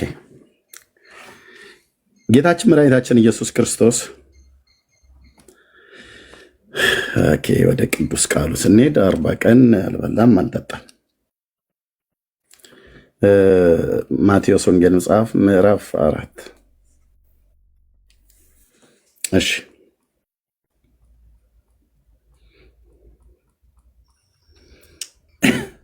በዚህ ክፍል ላይ ጌታችን እንግዲህ 40 ቀን አልበላም አልጠጣም ጾም የጾምበት ወደ ምድረ በዳ ሄዶ ማለት ነው። 40 ቀኑ እናንተም ታውቃላችሁ እኛም እናውቃለን። አልበላም አልጠጣም። የኦርቶዶክስ ግን 55 ቀን ትበላለች ትጠጣለች። ኦርቶዶክስ ማለት ነው። ኢየሱስ አልበላም አልጠጣም፣ ኦርቶዶክስ ግን ትበላለች ትጠጣለች። ከስብ ነክ ነገር፣ ከእንቁላል ነክ ነገር፣ ከእንስሳት ተዋጽኦ ውጪ ሌላውን ትበላለች ትጠጣለች ማለት ነው። እሱ ግን አልበላም አልጠጣም። ኦኬ 15ቱ ቀን ሰንበት ስለሆነ 15 ቅዳሜና እሑዶች ስላሉ አንበላም አንጠጣም አሉ። ማዶት የምጠይቀውት ጌታችን 40ውን ቀን ሲጾም ስንት የአይሁድ ሻባት ነበረ? የአይሁድ ሻባት ማለት የአይሁድ ሰንበት ማለት ነው። የአይሁድ ሰንበት ነበር። ስንት የአይሁድ ሰንበት ነበረ? ቅዳሜ ማለት ነው። አዎ በ40 ቀን ውስጥ አሁን ክርስቶስ ቅዳሜውን ሁሉ ጾሟል ልትለኝ ፈልገህ ከሆነ አይሆንም። ለምን መሰለህ? አይ ቆይ የኔን ጥያቄ ቆይ የኔን መልስ ገምተው ከመናገር የጠየቁት አላውቅም። ኦኬ 40 ቀን ማለት 3 ቅዳሜ እንደሆነ እሺ 40 ቀን ማለት 1 ወር ከ10 ቀን ነው አይደል? ቀሲስ አልኩኝ። አይ ቲንክ ድምፅዎት እንደዛ ስለመሰለኝ ነው። ወይ 5 ወይ 5 ሳምንት እንደማለት ነው አይደል? 5 ሳምንት ከምናምን ነገር አይደል? የ40 ቀኑ ያው አንዱ የተጠመቀበትን ቀኑን እኔ 40 ቀኑ የ40 ቀኑ ጾም ነው። እንደተጠመቀ ወዲያውኑ በመንፈስ ተነድቶ ወደ ምድረ በዳ ሄደ ይላል። እንዲያ ከሆነ እርምዬ መቼ ነው? ምን ቀን የተጠመቀ? ስለ ቀኑ አይደለም፣ ቀኑን አይደለም ነው የፈለኩትኝ። በ30 ዓመቱ ነው የተጠመቀው በጢባሪዎስ ቄሳር ዘመን በ30 ዓመቱ እንጂ ቅዳሜዎችን ለማግኘት ቀኑን ታስታውሰዋለህ? እኔ አላውቅም። በቃ እንዲያ ከሆነ እኔም አላውቅም። እኔ እየጠየኩት ያለሁትኝ ስንት ይሄ 40 ቀኑ ስንት ወርና ስንት ወይ ደግሞ ሳምንት ነው እያልኩት ያሉት። አንድ ወር ስንት ከ10 ቀን ማለት እኮ አንድ ወር ከ10 ቀን ማለት ነው። በአንድ ወር ከ10 ቀን ውስጥ አንድ ወር 4 ሳምንት አለው አይደል? አንደኛው ሳምንት 10 ቀን ብሎ የሚለው 7ቱን ትተነው አንዱ 7ቱን ብቻ ይዘኑ 3ቱን ቀንቶ 5 ሳምንታት አሉ ማለት ነው። በ40 ቀናቶች ውስጥ 5 ሳምንታት አሉ። በ5 ሳምንታት ውስጥ 5 የአይሁድ ሰንበት አልፏል ማለት ነው። በ5ቱ የአይሁድ ሰንበት አይችልም። የተጠመቀበት መነሻ ሊኖረን ያድምጡኝ። እኔ ስለመነሳት ስለሞቱ አላነሳውም። እኔ ገና ከዮሐንስ በ30 ዓመቱ በዮሐንስ እጅ ተጠመቀ ይለናል። በጢባሪዎስ ቄሳር ዘመን ቅዱሱ ቃል ለጽሁፉ እኔ ለቴክስቱ ታማኝ ነን እኛ። በቃ መጽሐፉ የተጠመቀበት ማክሰኞ ነው ሮብ ነው አይ አይደለም ሐሙስ ነው የለም በፍጹም ሰኞ ቀን ነው ብሎ የሚል ክርክር ውስጥ አንገባም አይልም መጽሐፍ። በ30 ዓመቱ በጢባሪዎስ ቄሳር ዘመን እድሜው 30 ዓመት ሲሞላ አንድ አይሁዳዊ ሰው ለአገልግሎት የሚገባበት ነው። 30 ዓመት ሲሞላው እንደ እግዚአብሔር ቃል እንደተጻፈው በትንቢተ ኢሳይያስ መጽሐፍ ምዕራፍ 40 ላይ እንደዚሁም በሚልኪያስ መጽሐፍ ምዕራፍ 3 ላይ እንደተጻፈው ጌታ ወደ ዮርዳኖስ ሄደ። ያን ታላቅ ነብይ ያገኘው ያ ታላቅ ነብይ የተጻፈለት በእነዛ በሁለት ጉምቱ በሆኑ በብሉይ ኪዳን ነቢያት ስለተጻፈለት ማለት ነው። ዮሐንስ ከምድረ በዳ መጣ ማለት ነው። ስለዚህ በዮርዳኖስ በዛ ተጠመቀ። አሁን ቀኑ ማክሰኞ ነው ሰኞ ነው አይደለም ሮብ ነው። በፍጹም ሊሆን አይችልም ዓርብ ነው ስልህ ለምን መሰለህ እንደዛ ያልኩት ለመሰለህ ቅዳሜዎቹን መወሰን አትችልም። ኖ ቅዳሜዎቹን ለምን ማንወስነው? 40 ቀን ነው ጾመው። አይ አድምጡ ቆይ እሺ የእናንተ ተረት እንግዲህ ሲፈርስ እኔ ሙግቱን በሳቅ ሊሉት አይችሉም፣ አይገባም። ኦኬ ጌታችን 40 ቀን ነን ስቶፕ ነው የጾመው ሳያቋርጥ ማለት ነው። ሳያቋርጥ ጾመ ውዴ ማለት ነው። እሺ በዚህ በ40 ቀን ውስጥ 5 ሳምንታት አሉ። በ5 ሳምንታቶች ውስጥ 5 የአይሁድ ሻባት ሰንበት ቀን አለ ማለት ነው። ይሄ ሰንበት በምን አወቅ? ያድምጡ እርሜ በምን አወቅ? ያድምጡ። በሳምንት አንድ ቀን አይሁድ አርብ ከሰዓት በኋላ ሰንበታቸው ይገባል። የሚያወሩት ከኤርሚያስ ጋር ነው። በምን አወቅ ብለው ካሉ ታናክ ነው ብሉይ ኪዳን ማለት ነው። 6 ቀን ስራ ስሩ በሰባተኛው ቀን ረፉ ብሎ ያለው የሳምንቱ የመጀመሪያ ቀን የተባለው በአዲስ ኪዳንም በብሉይ ኪዳንም ማለት ነው። የሚያወሩት ከኔ ጋር ነው። ልብ ይበሉ። ኦኬ በምን አወቅ ካሉ በቅዱሱ ቃል ነው። እኔ ጴንጤ ነኝ። ኦኬ ኖ ይቅርታ፣ እንደዛ ማለት ያድምጡኝ አልኩት። ቅድም ሲያወሩ ሰማሁ አይደለ? ቅዳሜ 5 ቅዳሜ ልትላት ትችልም። ያድምጡ በወር ውስጥ ስንት ያድምጡኝ። እሺ እንደዚህ እንዳይሉ የኦርቶዶክስን ተረት ብትንትን አድርጌ ነው የማፈርሰው ማለት ነው። በምን በእውቀት ልብ በሉ።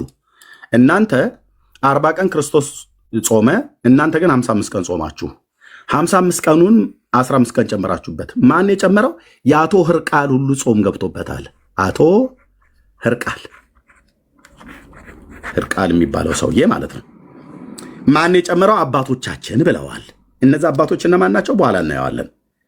3 ምዕት ብለው ሊሉ ፈለጉ። ቅድም የቱ ጋር ጉባኤ ኒቅያ ላይ የነበሩት? አዎ ድንጋጌው ካለ ይነግሩናል። ልክ ጸሎታ ሃይማኖት ነአምን በአሐዱ አምላክ እግዚአብሔር አብ አሐዜ ኩሉ ዓለም ብለው የደነገጉትን ድንጋጌ የኒቅያውን ክሪድ ልክ እዛ ጋ ይሄን ጾም ይግባ ብለው ደንግገው ከሆነ ይነግሩናል። ታሪኩን የሚያውቁት ከሆነ እኔ ይህን ሰውየውን ታሪኩን ስለማውቀው ነው የምነግሮት።